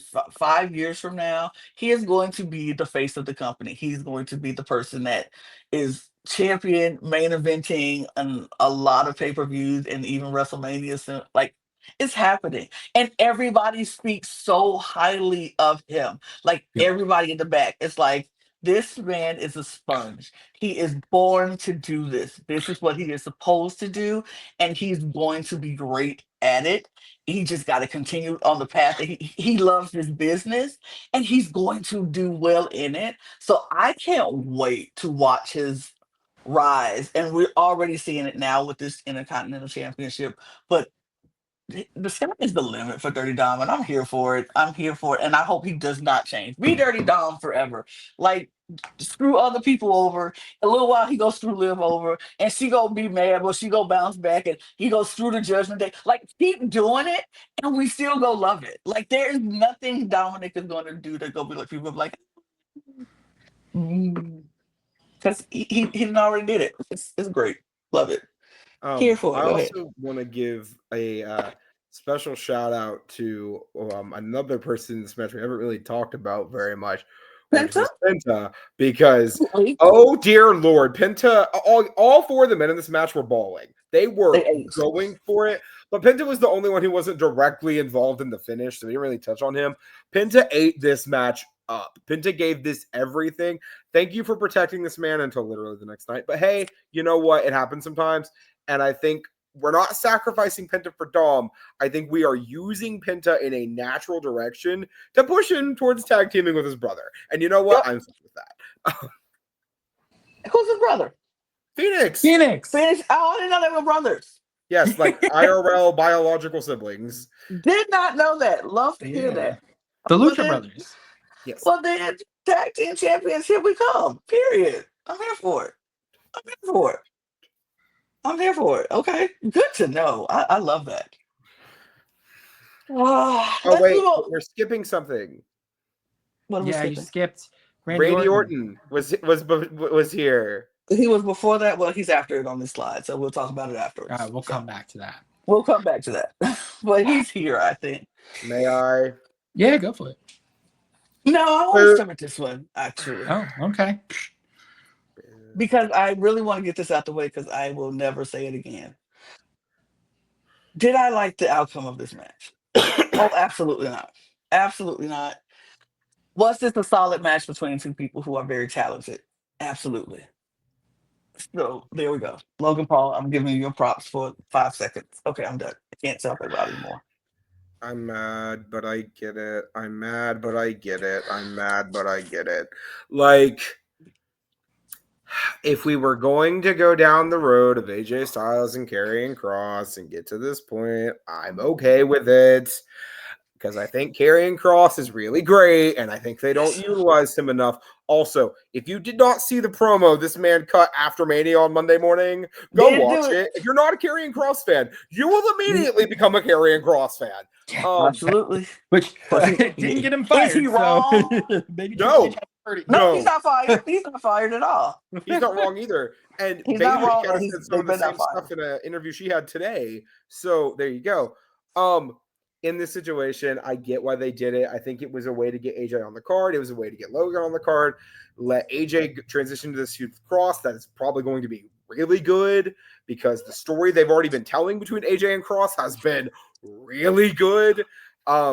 I'll be honest, even after all of the shenanigans that have been happening this entire WrestleMania weekend, the storyline in this company I am currently the most interested in is AJ Styles and Karrion Kross. And I know I am in the minority on that because there's a lot of good coming out of Mania. But I'm just really interested to see where this is going to go. Because, like, with the Seth and the Braun and the Paul Heyman thing, we kind of have at least an idea of they're probably going to pick up somebody else and they're probably going to tear it up. Right? Mm-hmm. Like that's what we kind of know. This, I don't know where they're going to go with this because we've seen Karrion Kross just like put his little paws on people time and time again and turn them into the worst versions of themselves. But here, I don't think you can do that to AJ Styles anymore. I think we've officially reached the point in his career where we're going to cheer for AJ Styles no matter what he does. So maybe that's just me. I think it's just, especially after the promo he cut on Monday, I really just believe that. But Logan technically beat AJ Styles clean, and that really, really, really angers me, but it is what it is. That's part of the story. I know. That's Karrion Kross's point. Again, Karrion Kross is never wrong. That's the thing. He's just saying the quiet part out loud. That's what I love about this gimmick. It's never lies. He's like, look, you want to beat Logan Paul? You could have destroyed him if you wanted. Just do what you used to do, right? It's the same thing he said to the New Day beforehand when there's like, you're in the shadow here, Xavier. What are you doing? Love the spot on the show where New Day was walking out to the entrance and Karrion Kross in the back and goes, I Eight love down. it. But yeah, Logan Paul, honestly, like if we're talking about window dressing at WrestleMania, Logan Paul in this match, window dressing. They got him a good match at Mania with a wrestler who could have a good match with a freaking blow-up doll, and I know that because he's done it. AJ Styles is incredible. He can carry anybody to a good match, and luckily he didn't have to carry very far because as much as I hate saying it, Logan Paul is very talented. So we'll see where things go. Yeah, I don't love either of these men personally, in their personal opinions and viewpoints on things. But the characters that they play and the performers that they are is absolutely incredible. I will always enjoy an AJ Styles match, and I have learned that I will always enjoy a Logan Paul match. So it just kind of is what it is.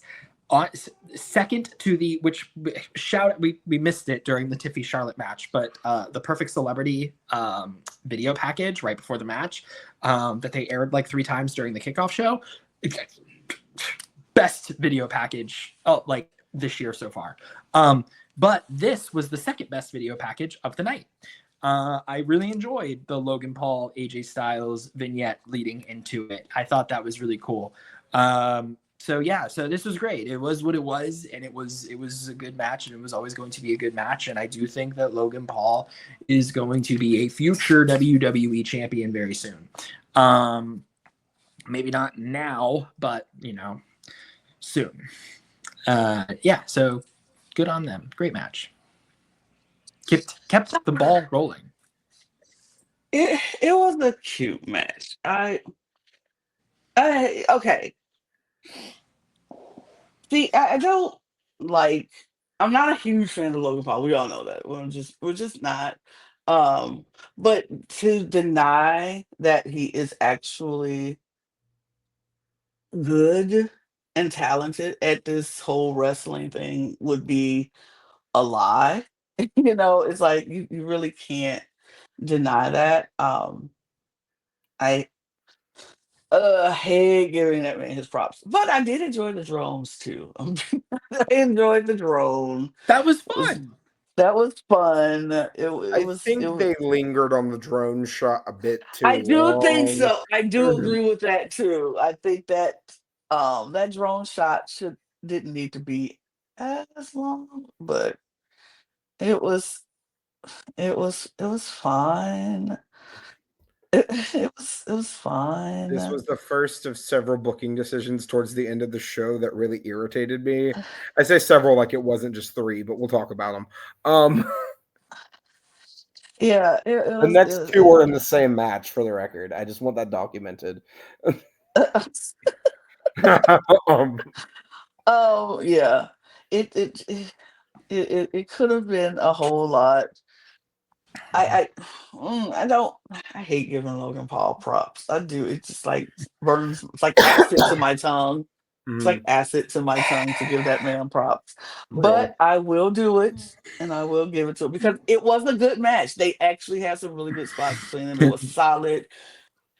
It was solid, and I actually did not get distracted by it, which I thought I was going to. I was like, oh yeah, this will be my great time to go to the bathroom and catch a snack and all type of things. No bathroom during this WrestleMania. No bathroom break during this one. I was just like, well, I guess this is actually pretty good. So cannot be that mad at it. So that's Logan Paul. So now we'll go to our next match, which we talked about earlier, which I put in the wrong order, which was the Randy Orton match. Randy Orton was facing a mystery opponent. A mystery opponent. And we were like, we all had our guesses. We said Nick Aldis, we said Rusev, we said Solo, we said Aleister Black. It was all over the place. Wrong, I have no idea. Wrong. I am okay with being wrong in this particular. I'm okay with being wrong because honestly, I think this match was what we needed to give us a little levity and lightness in the show. Because Randy comes out, he's in the ring waiting for his opponent, and then they pan to the back. Man and facing away from the facing ring. away, and we see a silhouette, and it opens up slowly, and we hear "Say my name," and he appears. I believe Joe Hendry. I marked the hell out for Joe Hendry here. I want to be clear because I know that out of the people on this podcast, I am the only person who regularly watches Joe Hendry compete in TNA. But the moment of seeing, again, Joe Hendry's great, and this is on a personal level, what I'm about to say. Seeing the TNA World Champion have a match at WrestleMania is absurd. Right. Oh, dear God, how far we have come. But also, apparently, multiple people got pitched for this spot to Randy, and Randy picked Joe Hendry because he is apparently a fan of his. He wanted to have this match. And you know what? I cannot be mad at Randy for wanting to get what he wants. It is his 20th Mania. This is now my new favorite RKO of all time, by the way, just for the record. Because Joe Hendry hits the fall-away slam on Randy, stands up, does the turning thing, big old grin on his face. Randy Orton off-camera run in RKO. Oh my God. So good. It was so good. There's not much else to talk about in this match beyond that. It was a short match, but it didn't need to be super long. You got Joe Hendry exposing the TNA World title at WrestleMania, dear God, after his great appearance in the Royal Rumble that drew a lot of numbers for TNA social media, and it got more people to tune into Impact. Randy got to have a match at Mania, even if it wasn't the match he was expecting. But you know what? I don't think Randy's going to be mad about taking like 5 bumps and winning with an RKO. I think I'd be thrilled if I'm Randy. Can I just take a moment to address the wrestling internet community, the internet wrestling community, the IWC? Please. Again. The people that are saying that Joe Hendry got buried here. Yes. Why? They buried him. They buried him. I can't believe they took Joe Hendry out. They buried him. Buried the man. He was the surprise entrant at WrestleMania, which is huge, in a match against Randy Orton, only a first ballot Hall of Famer and one of the greatest superstars of all time in that third generation conversation I was having earlier. And he got to parade the TNA championship on his waist to the ring with a crowd of 67,000 people chanting his name and singing along. They like, what do you mean they buried him? What did you expect out of this match? The man is more over today than he was before the day began. Okay, this was huge for him. Oh, they buried him. What do you mean they buried him? What did you expect out of this match? It wasn't going to be anything spectacular. The fact that it was just a fall-away slam followed by a smile with an RKO was all it needed to be. Burying him would have been Randy Orton not taking any bumps, and Joe Hendry not getting any offense in. They did what they could with the time. This was all just a presentation of Joe Hendry. That's all this was. This was a parading of Joe Hendry out and about. Like, what is wrong with you people? And a viral RKO that will live on forever. This is the start of Joe Hendry's career, people. Like, yes, he's had a long career before this, but nothing ever exists prior to WWE. So, like, this is the start of, like, Joe Hendry's, like, mega stardom. Okay, Jacob Fatu will be in a main event with Joe Hendry at WrestleMania one day. I'm calling it now. WrestleMania 43, Jacob Fatu versus Joe Hendry. Soon, but I just want to say, as a massive mark for Joe Hendry, and I got to see him at the Rumble, so we figured he might show up at the Rumble, but I mean, again, I didn't think he was going to be the guy here. I really thought it was going to be somebody that was already with the company. I am not even remotely mad about this. And I think, and I could be wrong here, I think this is going to go a lot of ways with not only with TNA, but also probably with getting the AAA people on board. Yes. And getting them adjusted. Because like, hey, the partner promotion that we haven't really bought, but we've been working with for about a year now. This is what we do with their talent. Yeah. Granted, they lost. The world champ lost at WrestleMania to Randy Orton. Like, it's not like they threw them in a match and made him lose to like Angel or something. Yeah. Right? All right. Lost to Randy Orton after going on a tear through NXT and getting an NXT title match in the main event of an NXT pay-per-view last year. After getting in the Royal Rumble, granted, didn't get any eliminations, but he got eliminated by Roman Reigns. Right. So, like, buried? If No. anything, I think his stocks are going up in the world. Right. Oh, What do you absolutely. need to get? Like, who does he need to get beat by? You know, like, and for the fact that he carried the belt, the fact that he had the belt and was acknowledged as the TNA champion, Yes. the TNA, like, you can't say that enough. You just elevated the TNA World Championship to WrestleMania status. Yeah. Okay, that the TNA Championship is already above the ECW Championship. And not to mention, the man in charge of all of this literally sat at the press conference and said, this was a great first WrestleMania for Joe Hendry, and he is bound to have several more WrestleMania moments in this company. So this is not a burying situation for Joe Hendry. This is actually a huge, huge elevation moment. And Joe Hendry even tweeted, I just wrestled Randy Orton at WrestleMania. Like, hello? Hello. You don't get to do that often. You don't. And not only did he wrestle Randy Orton, he wrestled Randy Orton like 2 matches away from the main event. Like, they didn't throw him at the very beginning or in the middle and just smack dab in the middle. It was a match after him and then the main event. Like, sir, for someone who is not even in the company, who is a TNA champion in his own right, who TNA is great in their own right, but they are not WrestleMania status. They don't have the WrestleMania status behind them. And for them to say, we trust you to come out. And for Randy Orton to pick you, hand select you to be the man, to be his mystery opponent. Come on. Anybody talking about he got married is crazy. My sister did not know who Joe Hendry is, had no idea who Joe Hendry was, but was watching the WrestleMania and was like, who is that? And I said, oh, that's Joe Hendry. And she was like, he's funny. That his waving your hands from. She enjoyed his music, and now she knows who Joe Hendry is. I'm just like, y'all cannot say that man was We married gotta at all. remember the very important thing, right? The IWC, right? And I'm saying this as a whole, and I'm not gonna be labeling the IWC here. What I'm gonna be saying is we are a group of people that are aware of pretty much anything we want to be aware of in pro wrestling, right? We can go and look on the internet and see what happened in New Japan and find out what's going on over there. We can do the same thing for Ring of Honor, same thing for TNA, AAA, AEW, whatever we want, right? Mhm.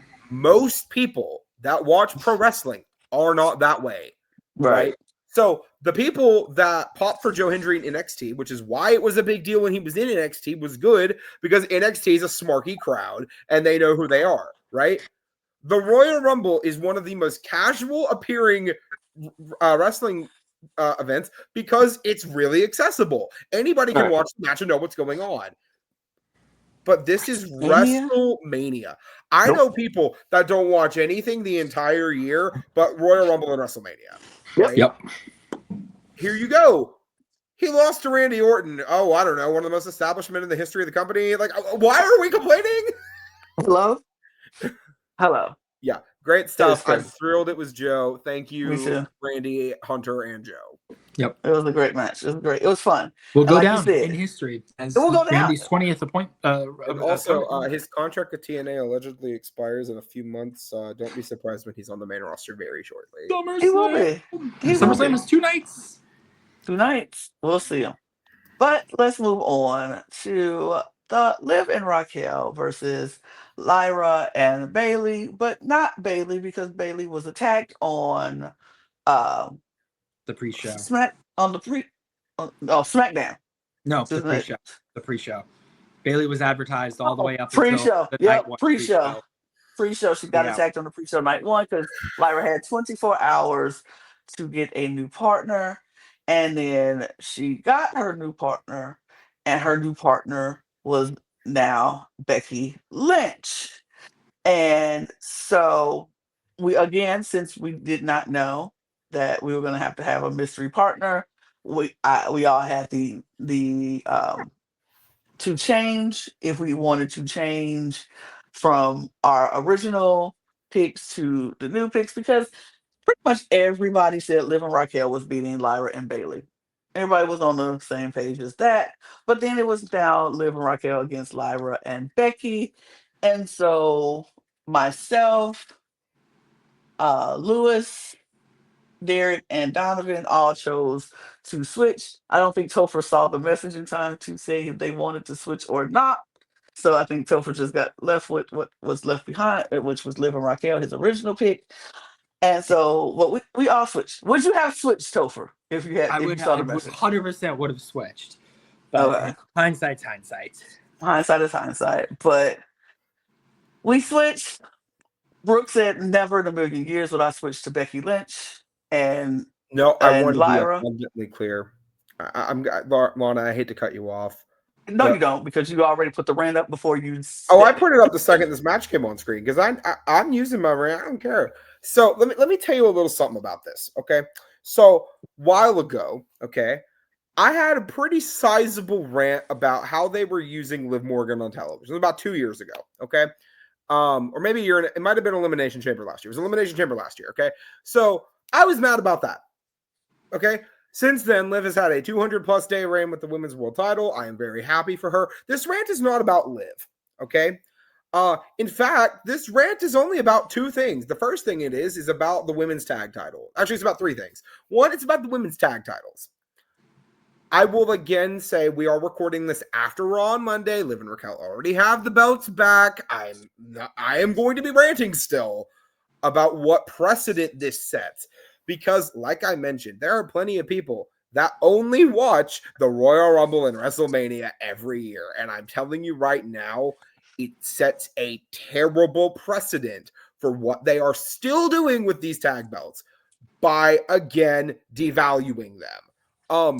Because what we have seen time and time again, for literally since these belts really got inducted, ever since the Iconics lost the belts, it really became two singles people shoved together into a tag team, taking the belts off of another group of people who had either become an established and seasoned tag team or were also two singles people shoved into a tag team. Almost entirely. And that's just what we have seen over and over and over and over again. When I see Lyra and Bailey, okay, they have a little bit of a story going on here. I don't think they were the best choice to have this match, but I can at least see where we're going with it.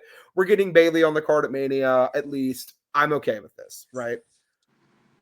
So then the pre-show happens, right? And I'm watching the pre-show, and I'm like, oh, I hope Bailey's not actually injured. That would suck, right? Because we just had the whole thing with Ray happen. Find out Bailey's not injured. Not at all. Bailey's fine. This has been the plan for weeks now, that this is what they're going to do. I'm already livid because I know what's going to happen. We all knew when they announced Bailey was injured, we all knew who was coming out in this match. We all knew it was Becky. And if you're deluding yourself into pretending you didn't know it's Becky, I am assuming you were either a fan under the age of 10 years old or you have never watched pro wrestling since June of last year. You had to watch it after June of last year is when you started watching pro wrestling. Otherwise, you knew this was going to be Becky.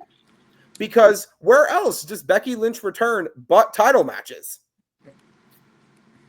Because we all know if this was Charlotte, we would all be pissed as fuck. Okay? Who says we're not? We have the conversation about Becky Flair. Because But this is who says we're not? That's the thing. Who says we're not? I'm not saying you aren't and you two aren't. I'm saying the world. Okay. I think the world is. Honestly, I hate to cut you off, but I do think the people. Look, no, I don't. No, I don't. I do think the people are thinking the same thing. Becky Lynch is Charlotte Flair, and Charlotte Flair are two of the same kind. They only come back now for championship matches. They win titles, and then it's like, why? Why are we doing this? And then for what happened on Raw the next day, for what reason did this happen? So here's what I thought in the moment, right? Becky comes out. I knew Becky and Lyra were winning the second Becky came out. The second Bailey got pulled, I knew Becky and Lyra were winning. I just refused to change my prediction out of principle. I got you.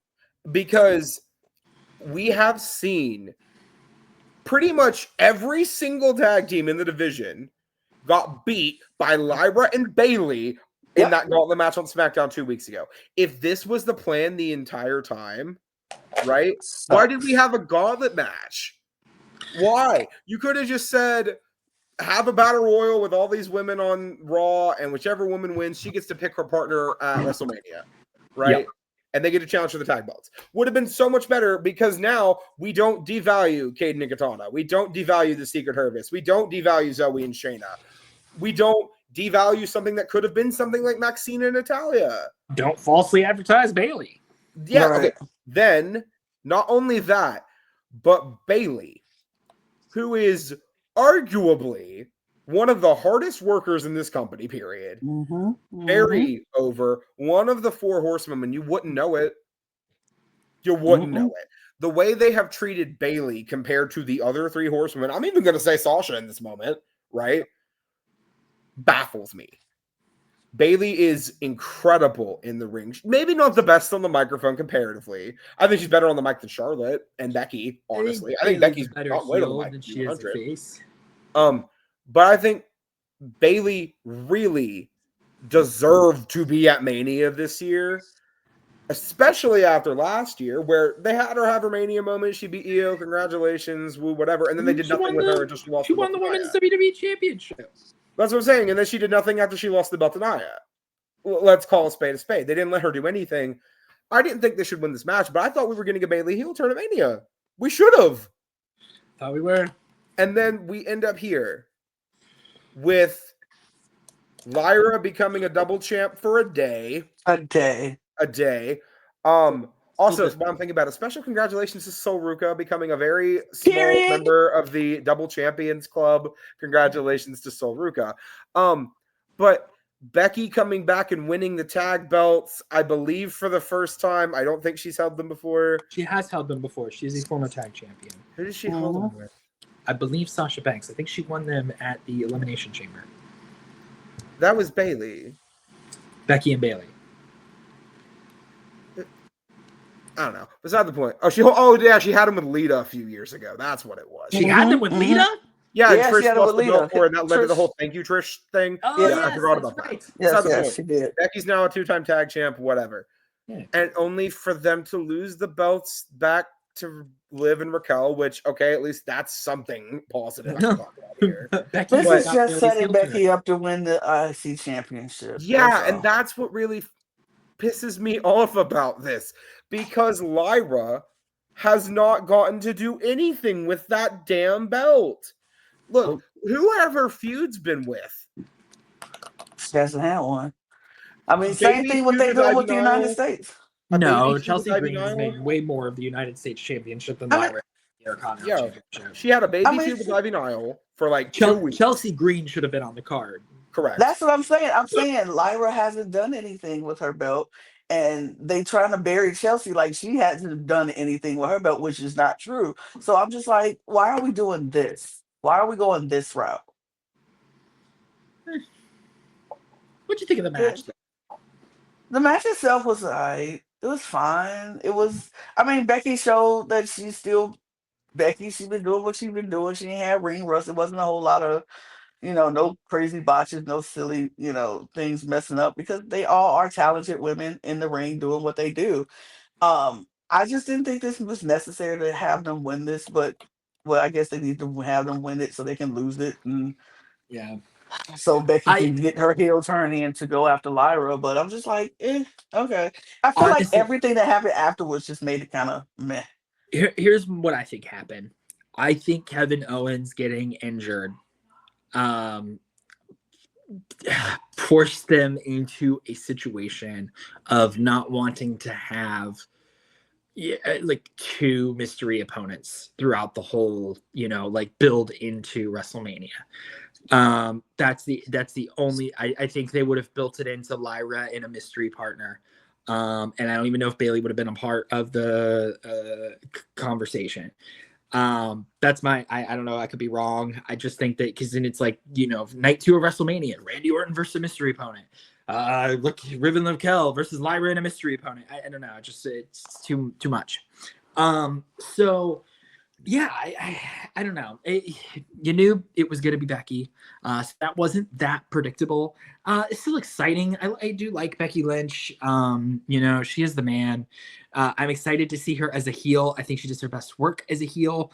I'm curious to see if she'll join forces with Paul Heyman and her husband, since they're on the same roster and they're both heels. That could be a thing. So there's a lot that could come out of this. I hate that it was at the expense of Bailey, but maybe there's something bigger on. Like, listen, if I'm going to cost you your WrestleMania spot, then you are not going to be on WrestleMania. What do you get in exchange? What does Bailey get in exchange for feeling good about it? I think there's a lot of people that were very upset that they did not make it onto the card. And I do think that there may be something to this. Maybe there's a bigger story that's being built here. So I'm going to let's see what happens with Bailey after this.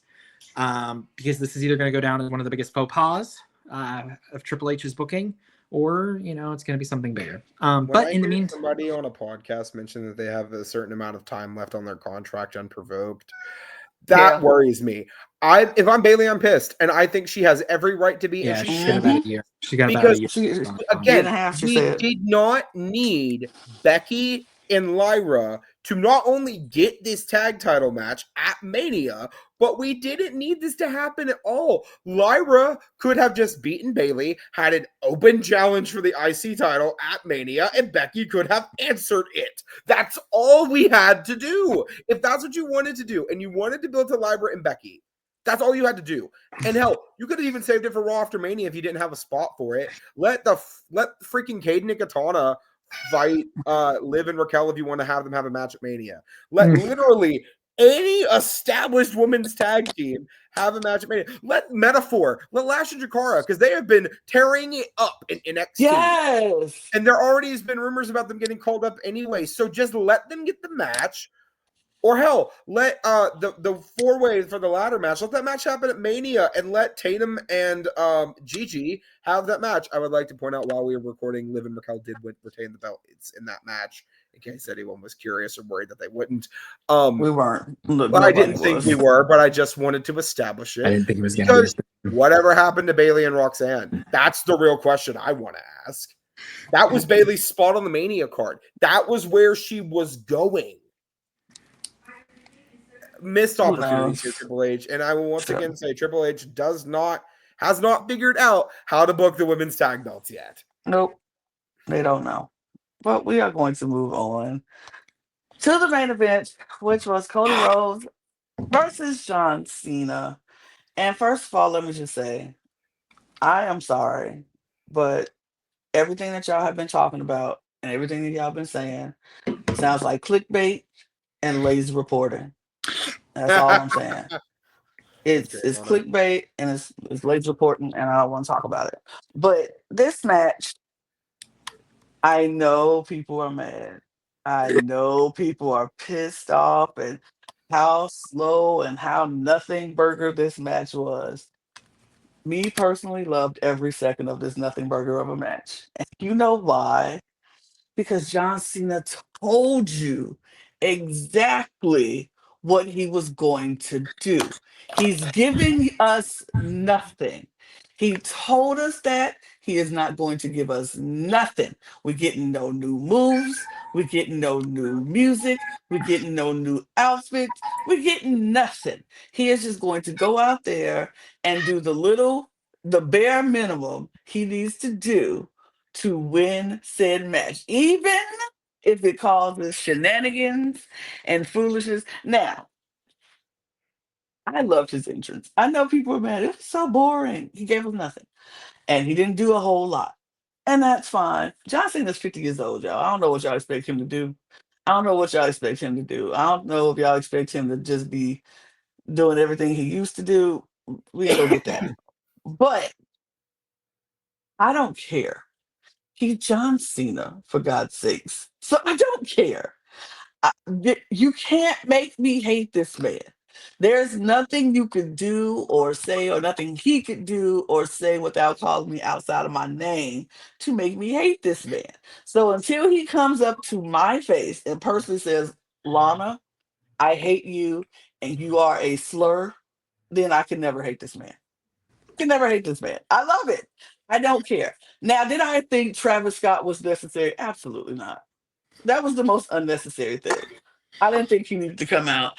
Or if he was going to come out, it didn't need to be that slow. Like, we didn't need the whole entrance from Travis Scott. Like, he should have been under the ring and distracted, something like come through the crowd, something. Like, he didn't need to do that.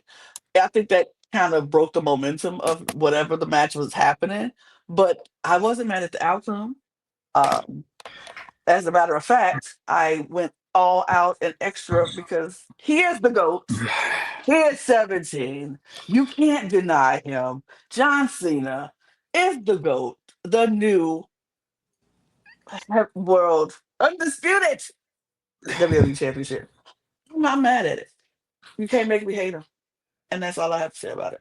Y'all can go ahead and rant if you must. Oh, this is all positive for me. I am thrilled. Bow down to the GOAT. Bow down to the GOAT. Thank you very much. Topher, why aren't you bowing to the GOAT? I'm not bound to the GOAT. Yeah, let me tell you about the GOAT, okay? John Cena told you, you get nothing, right? So what does that mean? It means you get a black background with his name in white text as the Tron. It means he doesn't run to the ring.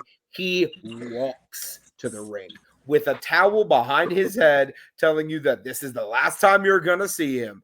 He And so you can't see saunters to the ring, wrestles the entire match with minimal high spots. You know why? Because John gives you nothing. Okay? Brawler John Cena in 2025 was not something I expected, but quite frankly, I was here for it. I don't know how to make someone more hated in pro wrestling than making one of their new signature moves a top rope double axe handle. Like, oh my God. I think he hit 4 in this match. It was great. Now, granted, did John do a couple of high spots? Sure, he did a tornado DDT out of the corner. Cool. He didn't do it the way he normally does it, where he actually like runs up the ropes and stuff. No, he just grabbed Cody's head and like pivoted into a DDT. It was barely a tornado. It was kind of like a little whirlwind. We did see him go for the top rope leg drop. Didn't hit it, so whatever. Cody was giving you high spots galore. If you want the high spots in your wrestling match, you have Cody Rhodes right there to call to do it for you. I have one problem with this match. Travis, sir, 2-minute entrance in a 20-minute match. Hello? Nope. You run to that ring, sir. Because it did kill the momentum of the match, I'll be honest with you. It did. That is my biggest critique here. John winning, great. John winning the way he won, great. John Cena in the press conference after the show, great. John Cena in the promo the night after on Raw, immaculate. One of the best promos I have ever heard a talent cut. The only time that matters now is one thing, 36, right? And it's 36 dates. I didn't say 36 matches. I said 36 dates. And then you just see he counts down every show he's been on. After Raw last night, we're at 26. 26. 26 after Raw. After Raw, 26. After Raw, so, 26. 26 times left to see John Cena as an active competitor in the WWE. Personally, based on the schedule that he's going to be doing, I think he's going to be out of here around Survivor Series, maybe SummerSlam. It just depends on how many weekly shows he feels like doing. But I'll tell you right now, whenever he does go, this is about to be the run of a lifetime for a man on his way out. I love you, John. I wish you would have won the IC title first, but I get it. And that's all I got to say about that.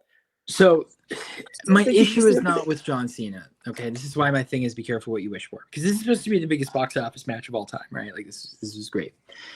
I mean, it was underwhelming. I will give you that. My issue is one, Dwayne, especially after the Pat McAfee interview today. where he said he was only brought into Elimination Chamber because they wanted to fill some seats, and he did not have any part in this story whatsoever. So there was going to be no Dwayne payoff at all. So like John Cena joining The Rock was never like a thing, and it like that upsets me so much more, because he should have been there.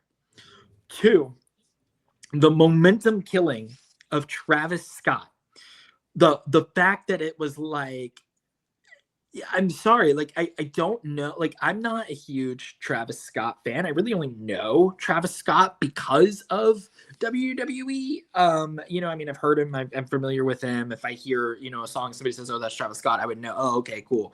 But like I don't actively listen to Travis Scott. So like for him to get like for like John Cena to sit in the middle of the ring and like laugh while Cody Rhodes is like set, like you're not gonna, like, you could have pinned Cody Rhodes already. He's dead. To Cody Rhodes not getting the slap in on Travis Scott. I mean, yeah, he got the crossroads in, but he surely should have slapped the heck out of him. To 3, Cody Rhodes is a little punk. Okay? Not a CM Punk, but a little punk.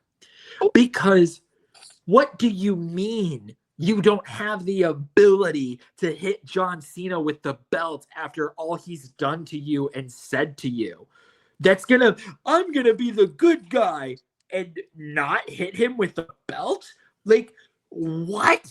Come on, there's no, you're not, oh, I'm cheating by hitting it. No, bro.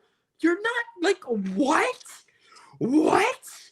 And so for that to just be what that was, and after the whole Travis Scott incident, and I was like, okay, we're gonna get The Rock, we're about to get The Rock, and for the match to just kind of end at the time that it ended, I was just like, oh, you know what I mean? Like I like, it just was like, oh, it's over. You know? And like, good on John Cena. He deserves to be the 17-time world champion. I love what he's doing and what he's saying. I like that it's like that I am taking the legacy. I am taking the belt. But that was Bruno Sammartino. That was you know what he's saying in so many words? I am taking the McMahon out of this company. This is a new company. And I believe him. He's walking away with the belt 100%. I truly believe that, because they will start a new legacy. So like, I don't have a problem with the end result. I don't have a problem with John Cena's work. I have a problem with Cody Rhodes and his work. I have a problem with the fact that Dwayne is going to stick his nose where it doesn't belong and then not show up. And trust me, I'm a #1 Rock fan, okay? But he should have been there, okay? He should have. And Travis Scott. So it's to me, that's what my issue with the main event was. It wasn't, I love the whole I'm going to give them nothing. I thought that was great. I really enjoyed the John Cena that we got in this match. I'm very curious to see what John Cena versus Randy Orton's going to be like. And I bet you the bell's going to ring and we're all going to be like, ooh. That is the first time I have heard John Cena swear on TV in years. Randy Orton's just there. John turns around. Shit, RKO. Yeah, like that was really good. I will say this. I want a quick rebut. I will say, I get where you're coming from, Topher, fully. I totally understand, right? Cody has this whole white meat baby face. I can beat you without all this other crap thing. It's getting a little stale for me. It's been a bit stale for me. And it's the same argument people used to have about John Cena, right? Yep. I will say this. The reason it worked for John, though, and maybe this is just me, and maybe it was because I was younger and I didn't fully get it at the time.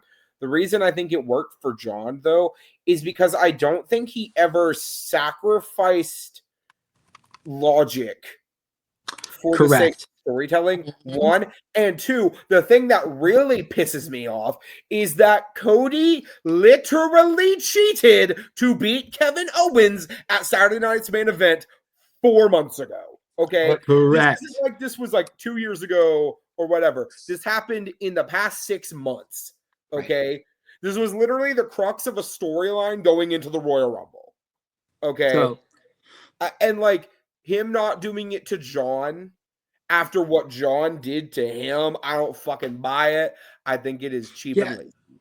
That's what I'm saying. It was Cody Rhodes looked so bad in this match.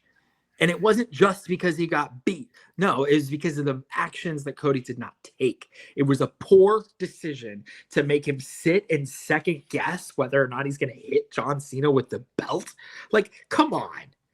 This man is threatening to take the soul away from WWE, the championship belt that you the one that you fought so hard for. It just is like, and I think WWE is so funny because technically John Cena should be an 18-time world champion because there's 2 world championships in the one belt. But no, they corrected that. This headline, Topher. They have officially, as of yesterday morning, officially retired the Universal Champion. The last recognized Universal Champion is Roman Reigns. So Cody didn't even have 2 belts. Roman did. Yeah. Which, yeah, that makes sense. It's what they should have done when Cody won the belt to begin with. Yeah. So now that's what we need to do is drop the Undisputed out of the name of the belt, and we'll be fine because he's not the Undisputed champion anymore because there's another world champ. So, it was good. I mean, all in all, I hope Cody Rhodes. I love Cody Rhodes so much, and I hope that he stays away from television till at least after Backlash. Now he needs to go on a redemption story. I maybe need to keep him off of the. I don't know. They need to keep Cody Rhodes away for a little bit. Absence will make the heart grow fonder. That's what we need right now. But all in all, again, and this is another thing. This match shouldn't have ended the show, right? They could have done the whole spinning, the whole you get nothing. You're not even going to get me in the main event. I'm going to be done and out of here as the night began, and then we finish with the triple threat women's or switch the nights, whatever you want to do. And we wouldn't have gotten the post show. We wouldn't have got him at the press conference because if he was going to take his belt and get it and go, we wouldn't have got him at the it's a lot, but it made me really want to watch Raw. We're going to have Cody at the press conference.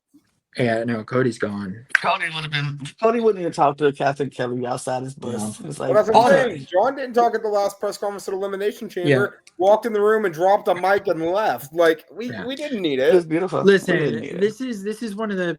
I do think that where does this fall in all WrestleManias of all time? I don't think this is a bottom half WrestleMania. You know what I mean? I think match for match, every match was fine and every match was good. I don't think that there was a match on the card that I was like, oh God, this was, dog trash. I mean, is it a top 10 WrestleMania? No, probably not. But is it at least in the top half? Sure, 100%. Mm-hmm. Well, I agree with you. So let's discuss. Let's have our overall questions of overall before we go. Ring gear of the night. If you want to do night 1 and night 2 or overall. Night 1 and 2. Okay, so ring gear of the night for night 1. Night 1, personally, I would have given it to Tiffany Stratton for that Divas title belt if Charlotte didn't wear something incredibly similar that made it hard to tell them apart during the match at times. So based around that and solely around that, my ring gear of the night will be going to. I'll be honest, there weren't that many good ones on night 1. I'm gonna go with CM Punk. I liked the hoodie; it was very nostalgic for me. CM Punk coming out with the hoodie, in tune with the music and everything around it. Grant, it doesn't need to be complicated all the time. I will say Jade and Naomi also both had very. Actually, pause. I forgot that was night 1. Naomi absolutely clears ring of the night 1. Yeah. Caution tape. Naomi is about to cook. Thank you very much. Love Seth Rollins too. Seth Rollins is pretty good too. I think my Naomi is my night 1 pick because I think she kind of ate that up. New Day, I will give the honorable mention because I think New Day's outfits were good. Shout out to great. I can tell you what worst ring gear of the weekend was, which was the Jay Uso too. By the way, I'm gonna give shout out to Jay Uso because that black and blue combo kind of ate with the gold. Kind of ate. Yeah, the Warriors with their cartoon Clash of Clans outfit. Please stop. All right, night 2. Night 2 is very difficult because there are 2 that I am thinking of right now. However, and I never thought these words would ever leave my mouth, I am going to be giving Ring Gear of the Night to Damian Priest because, dear God, that entrance was everything. The first time I have ever seen Damian Priest with aura. It was great. It was incredible. Damian Priest. Yeah, I can go sign that. I will co-sign Damian Priest with a honorable mention of Bianca Belair because the roses and the gold kind of ate up too. I would have if those roses weren't falling off in the beginning of that match, Lana. I mean, that doesn't mean it's a bad outfit. It just means that that shows how physical the match was, that her ring gear was falling apart. And Dominic Mysterio with the mask that he couldn't get off. That he couldn't get off was kind of cute too. I enjoy it. Perfect. Yeah. I enjoy it. Also, Pinta in that green ensemble he was wearing was also very good look on him. You know what? I don't like the bird. I'm not a big fan of the bird. I've never been a fan of the bird from day one that the bird has debuted. So let the bird go. I will say, I forgot to mention this during her match. I loved how real her entrance was. You could tell that there was a real moment that took place, like when she came out and it like hit her, and you could just see her embracing it. Look in her eyes; it's beautiful. It's about Lyra. Hate the bird, yeah, Lyra Valkyria. That's the only bird on the roster. Yeah. Best. We say entrance. We said best entrance was we said Damian Priest, I think, for the first night. I'll believe it again, but I will once again say Damian Priest, I think, had entrance of the weekend. Yeah, I would agree with that. I mean, I like Bianca's interest. It was not as big as her interests usually are, but if you don't understand the double Dutch culture, then I'm sure you don't get it, and that's fine. I understand the double Dutch culture, and to have those women who are in their 50s and 40s and 60s up there doing the double Dutch with her stepdaughter, loved it. I enjoyed it. I appreciated it. It was a beautiful moment. And I understand why people didn't like it or didn't appreciate it. I get it, but if you get it, if you know, you know, and I know. So I enjoyed that. I appreciated that. CM Punk's entrance with Paul Heyman. Yes. Because I will be honest, the entrance alone is what made me forget about the fact that I thought Paul Heyman was going to turn. And also, I'm going to add to that too. I don't care if this is controversial. John Cena's entrance was perfect. Yes. No notes. Change nothing. I agree. Could it have all of it been a lot more spectacle like we've seen in WrestleMania's past? Sure.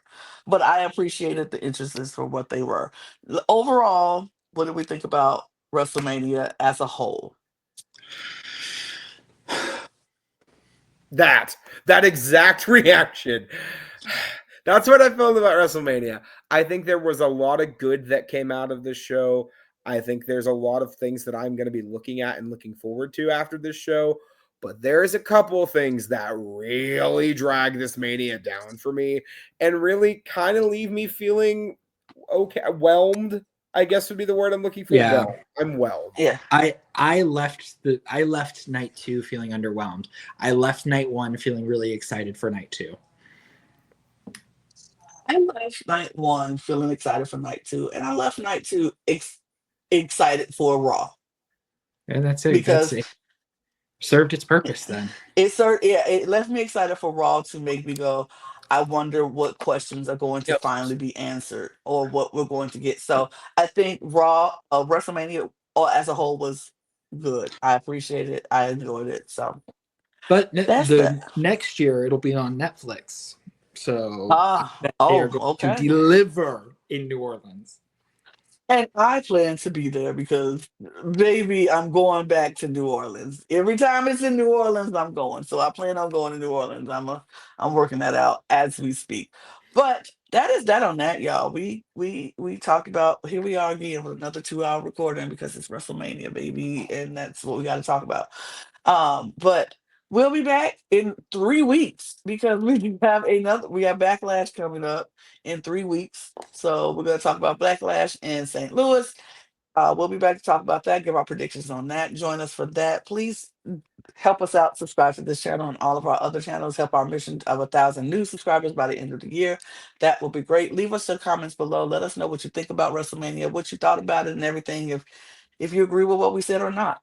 Follow us on all of our on our audio podcast links if you need to check us out on the go. All those links will be in the description below, as well as all of our channels and our Patreon, all of our socials at the Cup Pod on Twitter, Instagram, TikTok, and Blue Sky. You can follow the three of us at those platforms as well. And you can always get your merch at LanaG'sCreations.etsy.com. And we're gonna get out of here. So cheers, y'all. Cheers. Cheers. Bye.